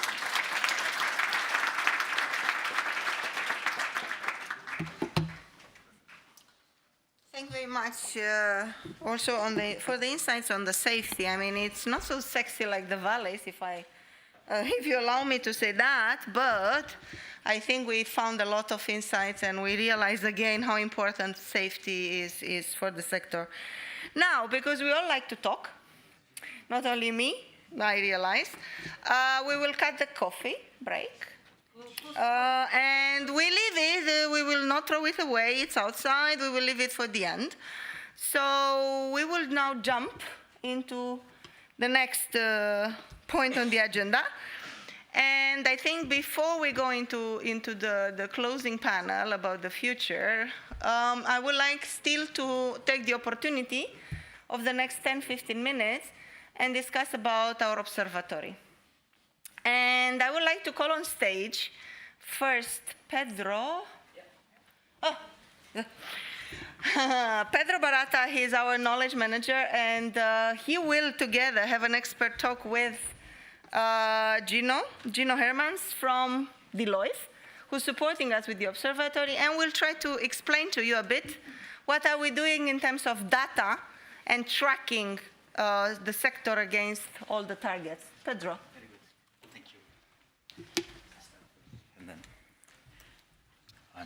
And then I'll pass the floor. Yeah, no, don't worry. Hello, everyone. So there was a presenter from Luxembourg that opened a Pandora's box. So I guess we have to do the same now to keep people engaged. So who here knows what the Hydrogen Observatory is? Who knows it? Raise your hand. Not that many. It's a good sign. That means this presentation is important. So it's a project that started in early 2023, and nine months after the start, the first version of the observatory was launched. At that time, I was not working at the JU yet, so I'll leave Gino to present the observatory because he has been working on this for far longer than me. So he's from Deloitte, and he will give you a first overview of the observatory, and then we'll talk a bit. Please, go ahead. Thanks, Pedro. All right, let me check if the slides work. Okay, so that works perfectly. So hello all. So indeed, my name is Gino Hermans. I work for Deloitte. We are actually the ones that were responsible for launching the European Hydrogen Observatory. So that was back in 2023. And now we're still managing it already for 3 years now. And hopefully we can do that for much more longer. And so what we do is we update and we enrich the website on an annually basis. But first what we want to do is to give you a bit of an introduction into the European Hydrogen Observatory today. Of course, for those who don't know it yet, we hope to give you brand new insights of what you can do with this website. But maybe we can also help those that already do know the website to find new data sets on the platform to know what is the latest things going on this website. But it's a short presentation, and then we will have some more questions with Pedro later on. So it's, of course, quick insights, but we really ask you to visit the website and try to get most out of it as you can. So what is it, the website? So it's something we do together with the Clean Hydrogen Partnership, definitely the owner of this website. We helped to build it and now manage it. The main goal is actually to be really the official one-stop shop for hydrogen knowledge in Europe. So really the scope is Europe. So most of the data sets, they look into how is it going on in Europe. So that's the main scope, and it wants to be the one-stop shop. So either it's directly showing you the information on a few of those data sets, or it's linking you to the most reliable other organization that shows that data. It is useful for anyone, as you can see on the slide. So really anyone that's interested in the hydrogen topic, I believe they can find information that is useful to them. And on the right-hand side, you can see a picture of how the website is looking. We try to build it so it's really easy to navigate. I don't think there's really a manual needed to use the website. It should speak for itself, but if you have any questions, you can always come to us. But still, we will also show you a bit of what is on the website now. So what can you find? There's a lot of different data sets on there.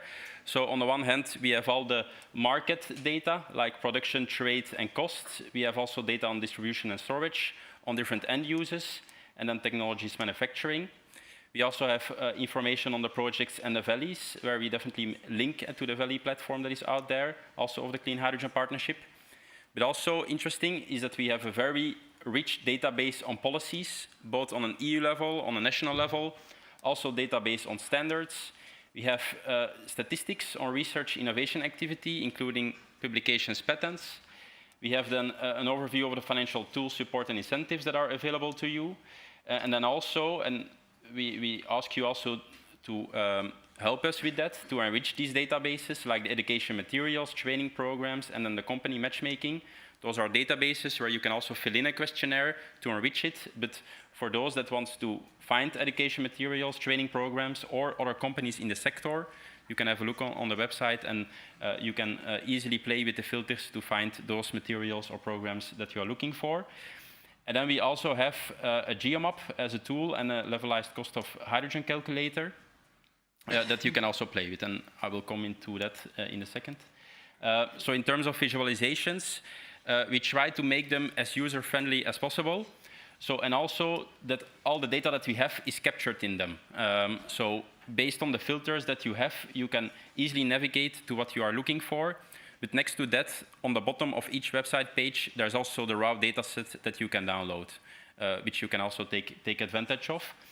The goal of the observatory data is really to be as neutral and as objective as possible. So we try to limit forecasting. The main data sets are exploring the situation as is in Europe. So that's why you can see for a production on the right-hand side, it shows you the data up to 2024 now. And so with each year, we update those data sets, and that's why it's enriching. So when we started, we only had data of 2022, but now it already gives you data until 2024, and like this we will keep on building and enriching those data sets. We also have reports, which you can see on this website. It summarizes all the different insights you can find on the observatory in 3 main annual reports. So on the one hand, we have the European hydrogen policy landscape, then we have the European hydrogen market landscape and the hydrogen education and research landscape. And this one, the European hydrogen market landscape, it has just been updated for this year. So actually, as of today, you can find a new report on the website. It was still on the site that it would be launched soon, but as of today, it is launched, so you can find it today. And then we also have some manuals of the tools, so one for the geomaps and then one for the levelized cost of hydrogen calculator. It's not only to learn you how to use it, but also to give you some use cases to really give you insights on how you can take even more advantage of those tools than what you see on first sight. So those tools, on the one hand, we have the geomaps, and then we have the LCOH calculator. So for the geomap, it shows you all the planned data that we have. So on production, on end use, on infrastructure, and on refueling stations. And then for the LCOH calculator, it helps you to calculate how much it costs you to produce hydrogen, and then specifically clean hydrogen. On the one hand, we have default data where you can play with, but really the manual shows you all of the functionalities that you can do with that. But the default data, it allows you to filter on the electrolysis technology that you have, or the country where you would like to deploy the electrolysis, but also the electricity source that you would couple to the electrolysis device. And then it automatically gives you, based on the statistics of the past year, how much the levelized cost of hydrogen would be. But you can also fill in your own values in the user-specific category, so that's on the right side. And if you click on this button, it shows you the new waterfall plot based on your own filled-in values. And there, the opportunities are endless. You can really tailor it to your own situation. So some key insights of what we have on the market data of the platform. So on hydrogen production capacity, in 2024, we had almost 500 production facilities in Europe. We still see that most of it is linked, especially based on the 8 million tons of what is produced in 2024. And most of that 8 million tons is linked to reforming and byproduct, as it was in the past. But we are seeing an increase in what is now linked to water electrolysis, as well as reforming plus carbon capture. For example, water electrolysis in 2024, based on projects with a capacity above 0.5 megawatts, it has already increased to a capacity of 376 megawatts in 2024, which is almost a 46% increase compared to 2023. So we do see a major increase there in the water electrolysis deployments. Of course, a barrier is the costs, so that's also on the slide. We see that the costs of both blue hydrogen, but also the green hydrogen, is still more expensive compared to SMR. But of course, what you see on the slide is an average for Europe. So based on the country or really the specific location and also the end use that you want to support, the situation can be different and the cost gap can also be different. And then on end use, also almost 8 million tons of hydrogen is used in 2024. The major applications still refining ammonia, but we are also seeing an increase in the emerging hydrogen applications such as industrial heat, steel, blending in pipelines or mobility. And so each year we report on this, and like this you can track the progress. So of course we want to say that please visit the website. You can really take advantage of it, and either you can send an email if you have questions to the email address you can find on the website, but you can also get in touch with us directly. So you can both find me here on the slides, but also the colleagues of our team, so both Elin and Stan. So if you have questions, you can always get in touch with us. All right. Thank you, Gino. Is this working? Yeah, very good.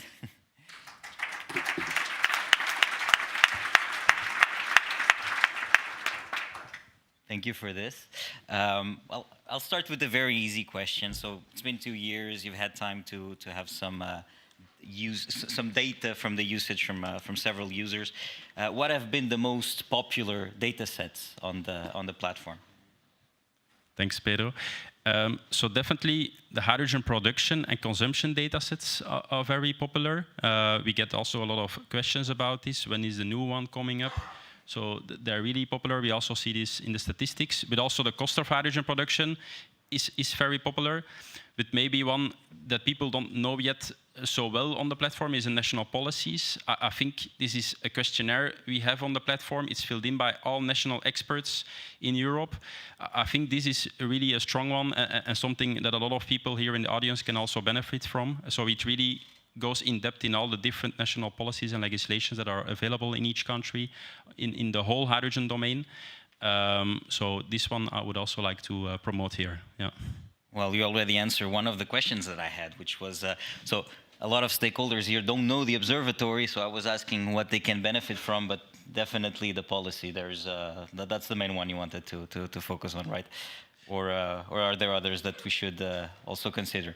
Indeed, yeah, the national policies definitely, but I would say the whole website, depending on which user you are, is valuable. We also have the LCOH calculator, which is popular. It's a tool specifically made for the users to play with, as well as the GeoMaps tool that we just showed. So I think there's something for anyone on the platform. Very good. And maybe we'll leave a few minutes for anyone that wants to ask questions, but let me just ask one before we go to the audience.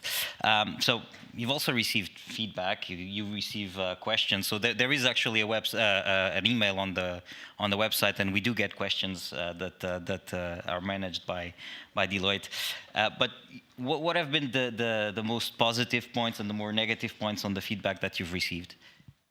Yeah, so we see that people are really using the data and also tailoring it. So even for the LCOH calculator, which is a tool, based on the manual, they can really see how it's built, what are all the methodologies behind. And there, yeah, people are really using that and even making their own calculators, going beyond the capabilities that we have on the platform and really tailoring to their specific use case. So I think that was a nice thing that we saw, and it was multiple times that people asked us on the methodologies as well of this tool. And the negative feedback, yeah, of course, some people would like more granular data. We try to present the most granular data that we get from data providers, but of course, there's always confidentiality constraints that they need to consider. But yeah, the most granular data, we try to put that on the platform and also including all the assumptions and notes that are behind. Very good. I'll give a few minutes if anyone wants to ask anything. Please, you want to? Yeah. Yeah. Actually, I just wondered, you have LCOH calculator, and are you planning to have a life cycle assessment calculator, or do you have any tools for life cycle assessment? that's not yet in the scope, but yeah, I think this could be something very useful. So we could consider this in future years, whether we can implement this. But yeah, that's a broad assessment and a broad calculator if you want to include all the different technologies. But yeah, we'll consider it. It's a good suggestion. Yeah, I'm taking that as a note as well for future developments eventually. Anyone else?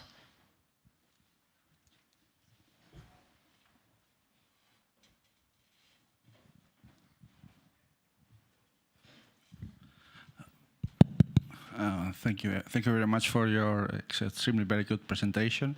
Gaspar Mellado from Eurostat. I am in charge of energy statistics on hydrogen. So thank you very much for your presentation. You spoke about methodology. We are working on a methodology for the last 4 or 5 years. And we'd like to, if you could please give some general overview of, for example, issues like purity, or how do you, if it's aggregated data, of how do you, because I mean for us it's very useful, no? But we have the issue also of the confidentiality, how you deal with these things. So thank you very much. Yeah, so what I often try, so we work with many different data providers. A main one that we work with is Hydrogen Europe. And yeah, what I often do is aggregate it on a national basis. And in this way, they are allowed to share the data because it's just not one plant. So this is often yeah, how they deal with this, the confidentiality. And then sometimes if there's only one plant on a national basis, then we do aggregate on a European level. And like this, we can show the most interesting insights. So that's how we deal with that. And we have no more time, so I think.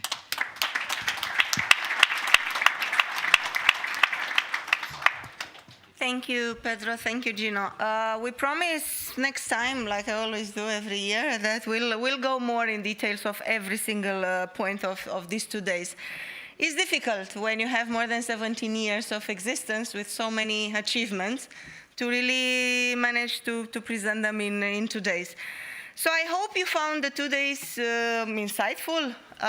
We'll see next year what we will also pick to present to you and what will be the progresses of the program. But the way we started yesterday, we started high level. We went deep into the program. We discussed the achievements. We discussed the challenges. Let's go back at a higher level and let's see what's next for the future. So it is my pleasure to give back the floor to my director, Valérie Bouillon-Delporte, who will probably have a very interesting, I look forward, panel discussion on the future. Valérie. Thank you, Mirella.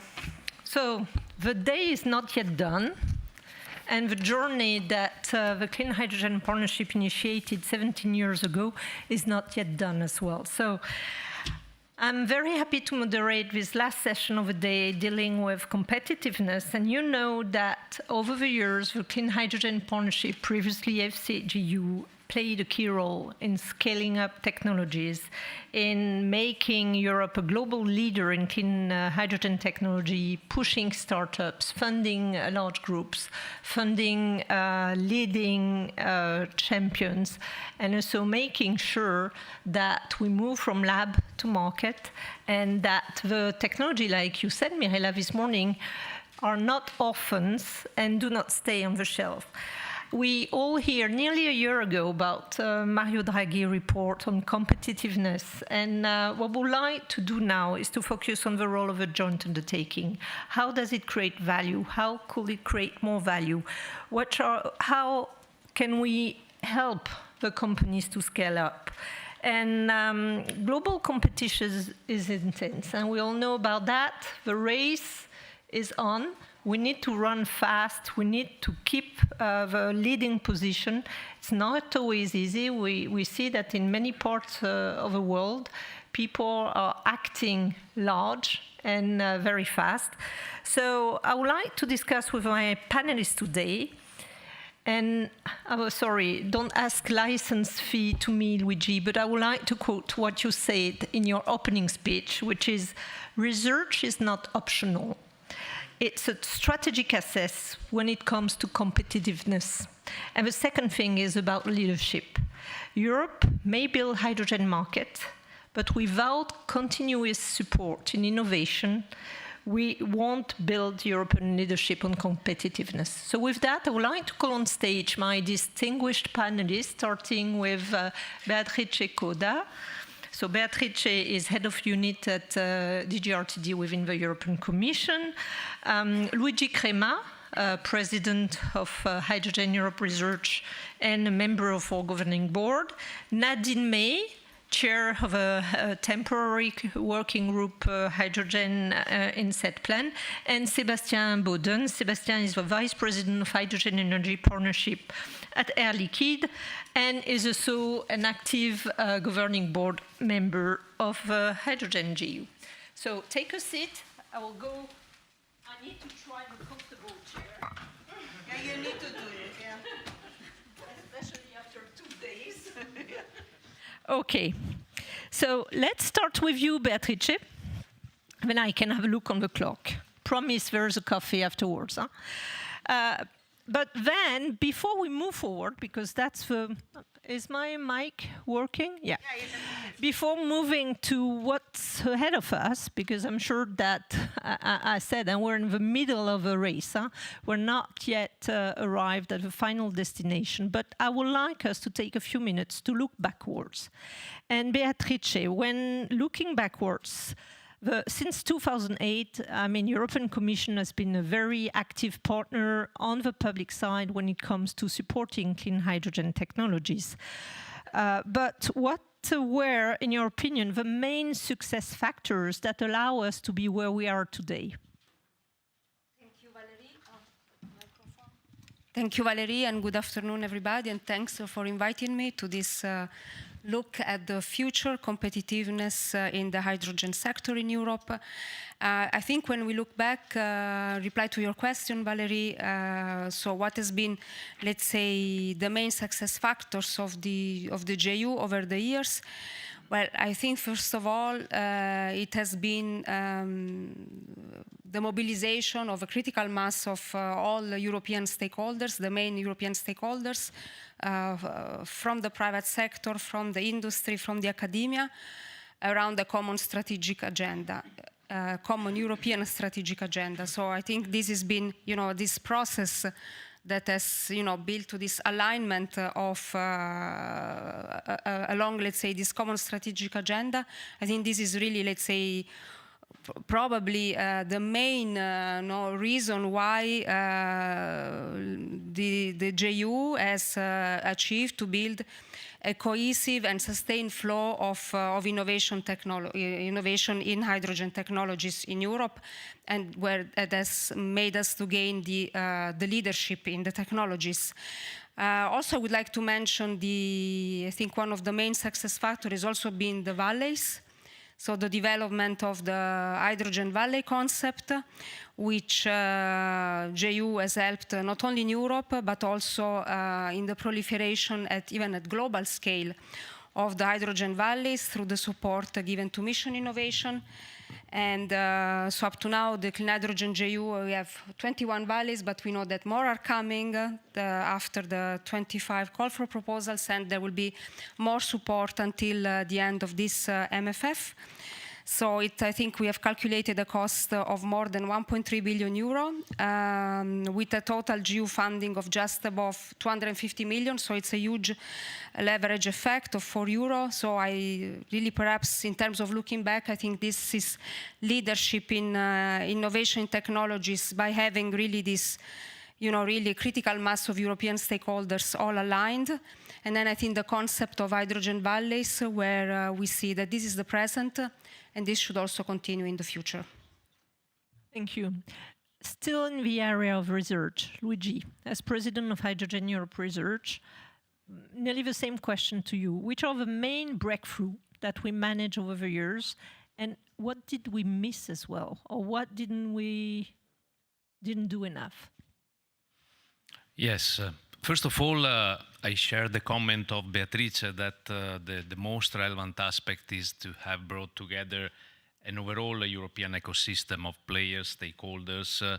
It was not always easy to have an aligned discussion, streamlined discussion, and involve all the levels, because consider that in preparing an annual work program, maybe we are involving several hundreds of people only from the research side, without considering maybe the equivalent or even bigger number from the industrial side. And so it's sometimes difficult to hear each single voice, to put each single voice in a strategic view, and to streamline then the program year by year. But since the beginning, I think we have improved quite a lot in achieving a good result here. So that in a summary, the JU is making the JU projects more than the sum of a single European initiative. So we are adding a lot of value. Just to make an example, we moved from kilowatt to 100 megawatt in electrolysis. Maybe this is seen in some specific initiatives as a result of a roadmap, but more than having only these 6, 7, 8 projects that are improving the scale, there are a lot of other initiatives and projects on the left, on the right, that were able to improve and streamline this development, that maybe are behind the scene, but they are so important and relevant as the main and biggest initiatives. Just to mention something that we heard even from the last panel, pre-normative research and standardization is another important aspect supporting the technology development.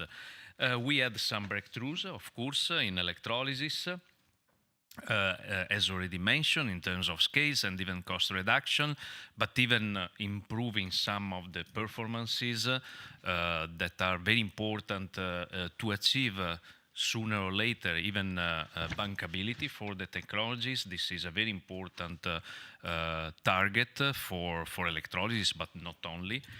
Of course, this is requiring some level of performances that could be guaranteed, not only certified, but even guaranteed in a contract and with a certain insurance.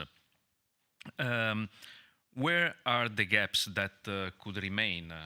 Of course, research is moving on a circular approach, so it never ends until competition is there, until a market will exist. And today we are at a time where the market is enlarging rapidly, globally, and so the competition is becoming more fierce, more involving even not only European countries, but a global context.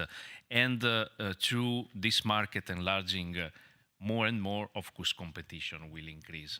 And even side funding will be part of this competition, even by other countries. We see China and Eastern Asia countries, but not only, even US and Canada, that today are investing quite a lot in hydrogen. The gaps are remaining. Even I took the position of Europe now in the system integration and infrastructures. So we need more work in hydrogen networks, in storage, in system planning, even with including electricity and gas grids together, digital twins, so that hydrogen is not left to isolated assets. We are working not in a world apart, we are working in integrated future energy system. And of course, I strongly support the continuation of improving performances in technologies, because materials, novel materials, durability, and the use of resources will be key aspects for the future, particularly when scaling up the manufacturing. And we have still some gaps, particularly in some technologies, particularly in being able to certify durability, for example, in time. Thank you, Luigi. Going to industry, because for those who know about us, I mean, the governing board is being chaired by the industry, and we have 6 industry representatives at our board, so your voice is very strong, but you need to reach consensus with the other stakeholders. Many years ago, I mean, the GU was the nucleus, the core of what becomes a very large and successful hydrogen association for the industry. But from the industry side, and as a representative of a board as well, how do you, what will you qualify as key achievement that the GU helps generating in the industry? And same question as for Luigi, what is missing? Well, or what could we have done better? I will try to answer. First of all, thank you very much for having me here. Very happy to be actually joining this closing panel. In what Luigi just said, something that we should all be extremely proud about, which is an ecosystem that is working together. And before answering to it, but it needs to be said, I think one of the major reasons to be proud is if anyone has a fair view on the lead time to introduce a new energy vector across geographies, we should be extremely proud about the speed of what hydrogen is and this hydrogen ecosystem. So to have been able to go so fast, definitely the JU and whoever is here in the room has been contributing. And so that's definitely the first, I would say, overarching point. Some example was already mentioned by Luigi, scaling electrolysis, whether it's PEM or alkaline electrolyzers. If we go from the early stage prototypes that were below the megawatts, and today we are building a 200 megawatt electrolyzer in Normandy, and it's not the last one and not the last size also. I mean, what a path in such a short time. And this means a lot of technological development that has been supported, that has been funded, where a lot of actors, industrial and research actors have been converging. Hydrogen Valleys is definitely also a key achievement. I think it's an achievement that on one hand shows on a very interesting approach to a proof of concept, the ability to begin to couple sectors, you just mentioned it at the end, and I would say it's definitely also a market blueprint how to activate a market. And I would say we're still at the beginning stage. We have a lot of valleys, but they are all still at the infant stage, and there's a real question about beyond. And so you hear me coming with my remark. Another topic that has been definitely a clear achievement of the JU is that it was the one initiating some de-risking on topics like road mobility. Road mobility is also something that is still at a very critical tipping point. But where we are today is also thanks to the JU, and we have several Jive or H2 Accelerate or other examples where the JU has been very instrumental to bring actors together of the value chain, from production to distribution to refueling to of course the OEMs that are building the vehicles to work together. I would also insist on something that is extremely important in current times, which is European sovereignty. I do think that there is a very strong IP retention that has been not just IP production, but also retention on this continent that was favored by the JU. You spoke about critical materials. I think on raw materials, when we see it, what were the breakthroughs to reduce platinum use as one example only. This is another key example, and then setting standards. But all in all, we could also look with a little bit more critical eye, but in the constructive way.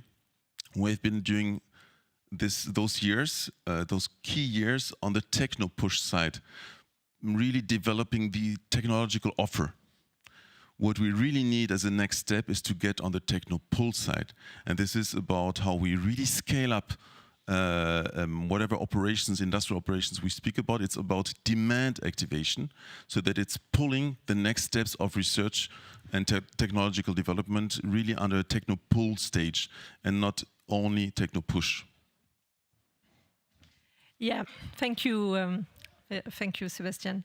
I have a question now for and I dare to call you, Nadine, the new kid on the block, because you're not part of a governing board, but the role and what you represent will be extremely important for the road ahead of us. But I have a question for the audience. Who amongst you is knowledgeable about the SET plan, Strategy Energy Transition? Okay, so we have some work to do, Nadine. So Nadine is the chair of a hydrogen working group within the SET plan. And I would like you to briefly explain, I know it could take a long time, but if you could shortly describe what is the SET plan and what is the role of what is still, but maybe soon, temporary working group involving into implementing working group dedicated to hydrogen. Thank you very much, Valerie, for the question and also for the invitation. It's really a pleasure to be here for the full 2 days and to see all the great achievements along the full hydrogen value chain. The SET plan is the European Strategic Energy Technology Plan, and it serves as an overarching guidance document for coordinating and harmonizing and steering our research ambitions in energy technologies. And out of the 15 IWGs, so the implementation working groups that exist, in the SET plan, we are the youngest one for hydrogen.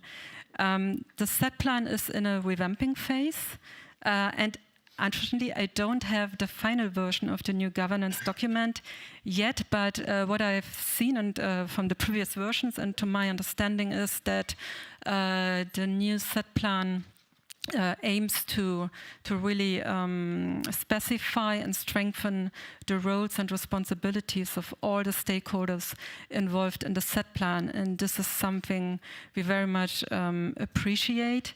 The working group on hydrogen has at the moment members from 18 countries. So member states and associated countries, we call them SET plan countries. We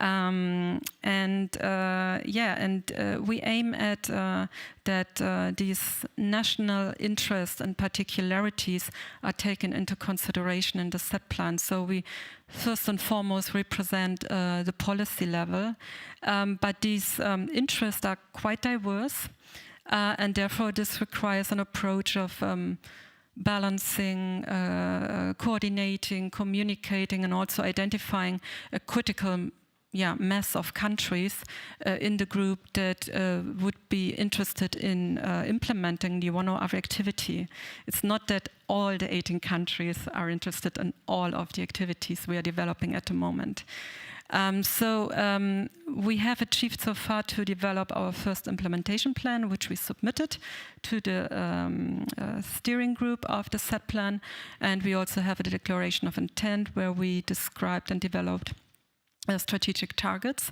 I also see and understand that with the new SET plan, there is really the need to achieve stronger national commitments when it comes to implementing our R&I efforts. And this is also something we consider as our task to contribute to this stronger national commitments.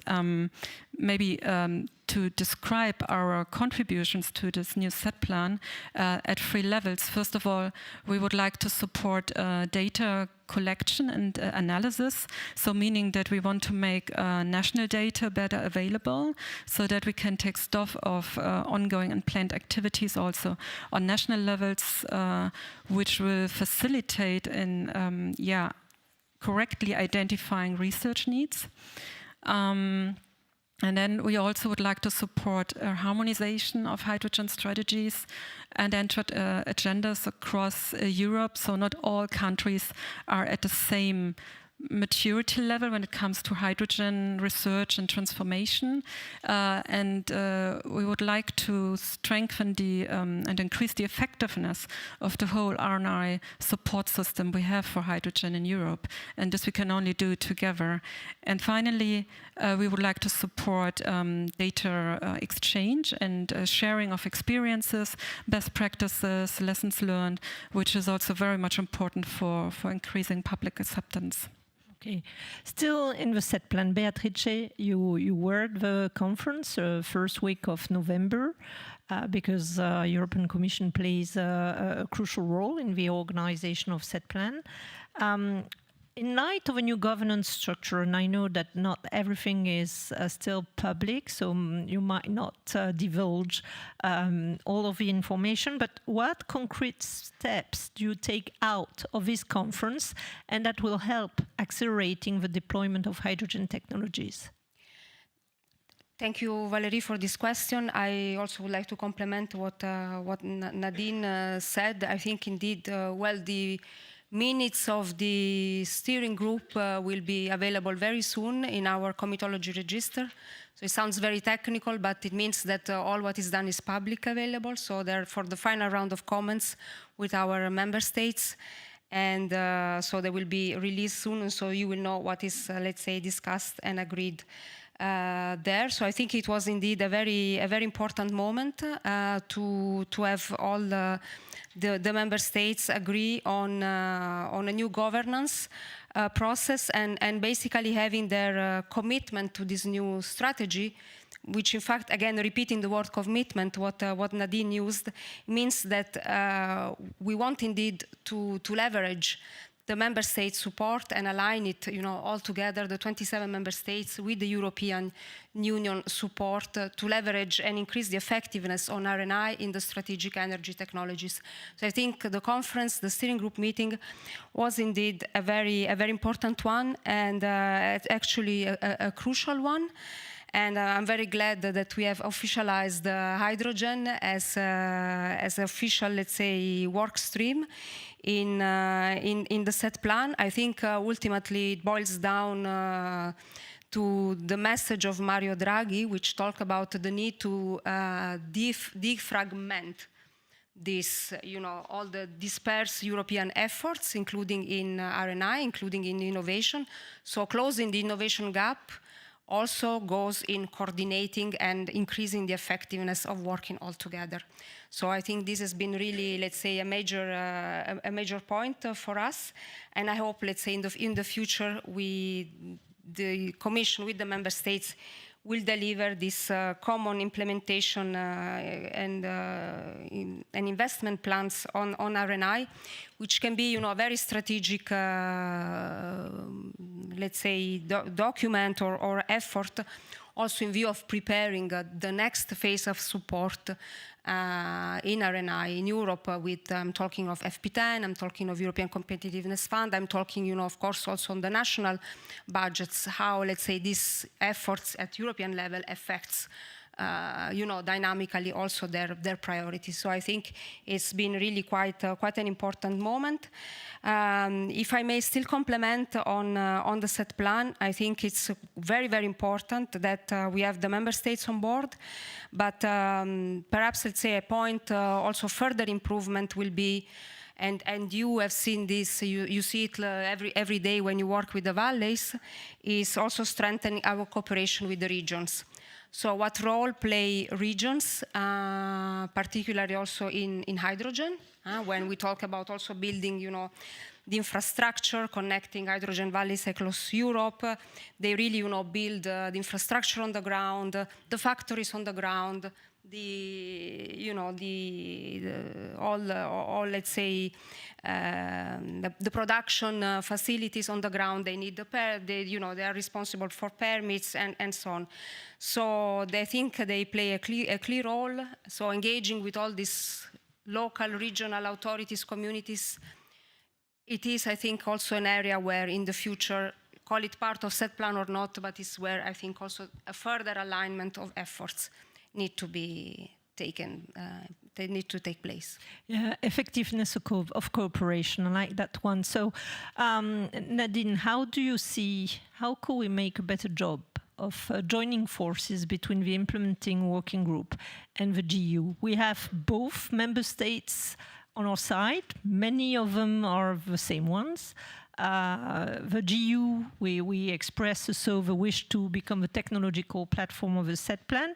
How do you see the relationship in order to really have full power and to deliver very quickly results? Well, good question, but also a complicated one.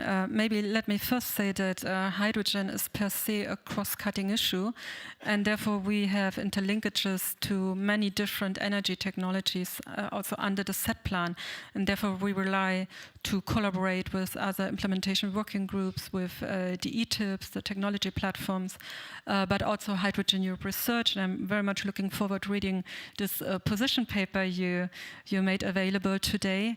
And now it becomes complicated because the governance and the set plan also describes the role of ETIPs, which is to develop and update strategic research and innovation agendas, but we don't have an ETIP for hydrogen in the set plan. We have an own SRIA, which we published in 2022, which was a pre-phase of this working group under ERA, the European Research Area. And there is a well-sophisticated SRIA from the Clean Hydrogen Partnership. So in comparison, our SRIA, I would say, is a bit more superficial or not as detailed as the Clean Hydrogen Partnership SRIA in terms of technical aspects. But our SRIA is comprehensive, and it covers renewable and low-carbon hydrogen, which is due to the different energy policies of the countries in Europe. And we need to take this into consideration. So I don't have a proper solution right now, but what I can say is we really much look forward to collaborating with the Clean Hydrogen Partnership and also other institutions, initiatives such as Hydrogen Europe Research and ERA to achieve a strategic research and innovation agenda for hydrogen in Europe that serves the purpose of the Clean Hydrogen Partnership, but that is also appropriate for decision-making and prioritization in the set plan, which is done by member states and associated countries. And I guess I heard that we have half a year or something, or maybe, I don't know, when you consider to update your SRIA. But yeah, as I said, we really need to do this in collaboration. I look forward to taking the next steps and contributing what we have so far developed in our implementation plan, for instance. Thank you. An invitation is sent, and I'm very happy to invite you officially to join us to be part of the SRIA that we will build for the next MFF. I mean, we won't have many months, as you said, but we need to act fast. We really need to cut the silos, so we need really to have one SRIA. And then, of course, I mean, you might have some additional to it, depending on the different market and national policies. But at least we'll have one direction, and we'll go together in the same direction. Luigi, when it comes to what's next, and thank you for the book. That impressive. I mean, have some reading to do on advancing hydrogen technology. But we're seeing that in many member states, hydrogen is still a priority, and they're updating the hydrogen strategies. Which are the key priorities for research when it comes to hydrogen over the next 10 years? Yes, that's thank you, Valerie, for this question. I think it's a very important question to give a reflection on how to answer in the proper way, because on one side, of course, research is working in push, but we are learning more and more even to work with the industrial sector in pull, with a pull approach. So I think the first important perspective is to look ahead at 2035. What could be the global situation of the hydrogen sector? We have a lot of elements that could be analyzed for doing this, because there are a lot of countries that are developing quite detailed industrial development plans that are making a design of the hydrogen sector. And the target objectives will be something to be considered in the competition. Then going back to the present situation, what do we see? Of course, there could be several research priorities, including even development of skills that we should add to the priorities more related to technologies or key enabling factors. I may group maybe what we included in the book, but even what we are developing furthermore for the next year in 4 main challenges. One challenge is to have better technologies, of course. One challenge is to have smarter systems.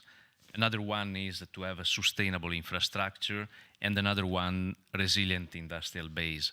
Of course, for each of these challenges, there are several priorities. For example, in having better technologies, we can make hydrogen technologies more efficient, robust, affordable, push the next wave of electrolyzers, fuel cells, and hydrogen turbines with higher efficiency and longer lifetime, as already said, and even explore some breakthrough options like high temperature electrolysis and so on. The JU role is to fund maybe high risk, low TRL research, but with a clear scale-up pathway that could maintain strong links with the testing and even certification infrastructures. For smarter system, it's related to integrate hydrogen into the wider energy system, so including even co-optimize the integration with renewables, grids, storage, and the JU could support on the system of systems. So it's a very important role, not only alone, but in synergy with other platforms, other partnership, other programs that could involve energy systems, transport, and so on and so forth. Luigi, I think I know your list is long. I could go yeah. longer and longer. I'm sorry to be rude, but I would like to leave some floor to overall, the industry. the Clean Hydrogen Partnership is the place where these priorities and these challenges could come together in a single view. Yeah, thank you, and thank you for your continued support. So, industry, and welcome. We're nearly reaching the end. Don't worry, coffee and drinks are waiting for you. What is the expectation on the industry side when it comes to the GU? And in the next 5 to 10 years, how could the GU help the industry? It's a very important question. I think I kind of alluded to some points of my answers. The first thing is that the way we build our actions need to sustain a very strong demand development. The demand activation is really the key to all the necessary investments that are helped and funded, co-funded publicly, but also done out of the private hand. And on that way of demand activation, then you are able to really push the technological research to have drastic cost decreases that are not only economies of scale, but also technological cost impacts. But it all depends on existing demand. Today, you have a lot of funding that you see that is being parked, that was granted, that has been parked, that is sometimes with delaying projects or sometimes even canceled projects. So this is what needs to be unlocked as of now, so that the next 5 to 10 years, as you say, can really be extremely successful. So it's really about this demand activation. The second point is that we need indeed to see how we can use the full promises of hydrogen on flexibility of the sector coupling. This goes along many sectors, actually, till CCS being part of this the sector coupling of the hydrogen economy. And when we speak about, we might go a little bit more, the time will be too short, but also in the funding schemes, there is a key topic about bankability. But it's not just about the CapEx funding that is needed when you are early stage with higher costs of technologies before they can be ramped down through size and therefore, again, demand activation. There is the other side of things. It's not just about planting a whatever plant or asset. It's about being able to live through the death valley till the demand is there. So it's really something about OpEx. And on the OpEx side, you can have different ways of doing OpEx funding. Is it a contract for difference, or is it other tools that can be used, of course, in a blended way, I mean, there's just no reason not to be able to sometimes combine European and member state tools that might be help on both CapEx and OpEx side, but they just help whoever is the early pioneer who is putting not just the energy but also money on the table that is co-funded, that is might be subsidized, well then to survive till there is a sufficient utilization of its assets, and then you get in the next click of the industry development, of the cost reduction, and therefore really of a hydrogen economy activation. And I think this is where the JU, again, as we said at the beginning, has a crucial role to be voiceful, also not to sometimes stop too early. We speak about funding, we are still in an early stage. So we're not able to get to the next stage without some of the CapEx and OpEx funding. When we hear out of groups like the STF that some of the CEF funding might be closed for the next years, this is extremely concerning. So we need to be voiceful about what is needed to get to the step. But again, always looking through what it means for the end customer that is able to get the product that he wants with a hydrogen value chain upstream. Thank you. I mean, we will have so many panels in which we can elaborate further.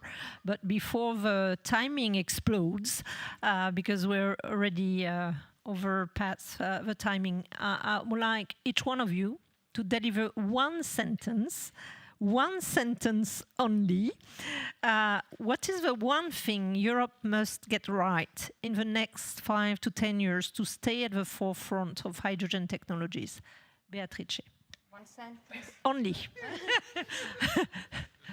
One sentence. So we have to make it right to reduce costs along the value chain and scale up. Thank you. Luigi, it's a tough challenge. I think an overall strategy putting all together the main stakeholders between research, innovation, industrialization, market creation. Nadine. I would like to share my experience with the leading edge cluster Solar Valley for PV, which is that we need a common strategy for how to keep the technological leadership inside Europe, which is not to sell our latest technology for producing electrolyzers, fuel cells, etc., to our strongest competitors, because this was a failure back then. Sébastien, last word. Yes, I would wish and love ourselves to, well, evolve from a technological and regulatory superpower to an implementation superpower. Good. So I would like a round of applause for panelists.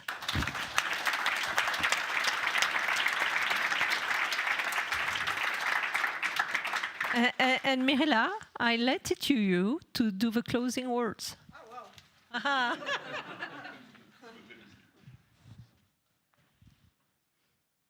That's a good one for me. I was not expecting and enjoying myself. Thank you very much to everybody, and thank you very much. It was indeed insightful for me. It's a lot of work for us to do in the next, Nadine said 6 months. I think that's about it, what we have. And my team is in the back. I was looking at them because we have a tight schedule in front of us to really put all these pieces that we heard together. And indeed, we will have to think like somebody in the Commission said to me recently, to reinvent again ourselves for the 4th time. And yes, we have to think, indeed, I agree with you, Sebastian, we have to think towards OpEx also, not only CapEx, and I think that's the way to go. I could only agree with you. And we said it this morning from the Valley session, by the way. That's one of the learnings we are getting from there. Good, thank you very much. Very, very fruitful 2 days. Like I said, not enough. When we came with the idea of a hydrogen week, we came from that. But I think we will have to have 2 hydrogen weeks to be able to really go through. Lara laughs because it's so difficult to make such an agenda to really pick what we want to do in 2 days and still be inclusive enough. Yeah, a lot of work in front of us. Next year, we'll go back to the Hydrogen Week. I believe that's at least the plan, the incipient plan right now. We'll go back to Hazel.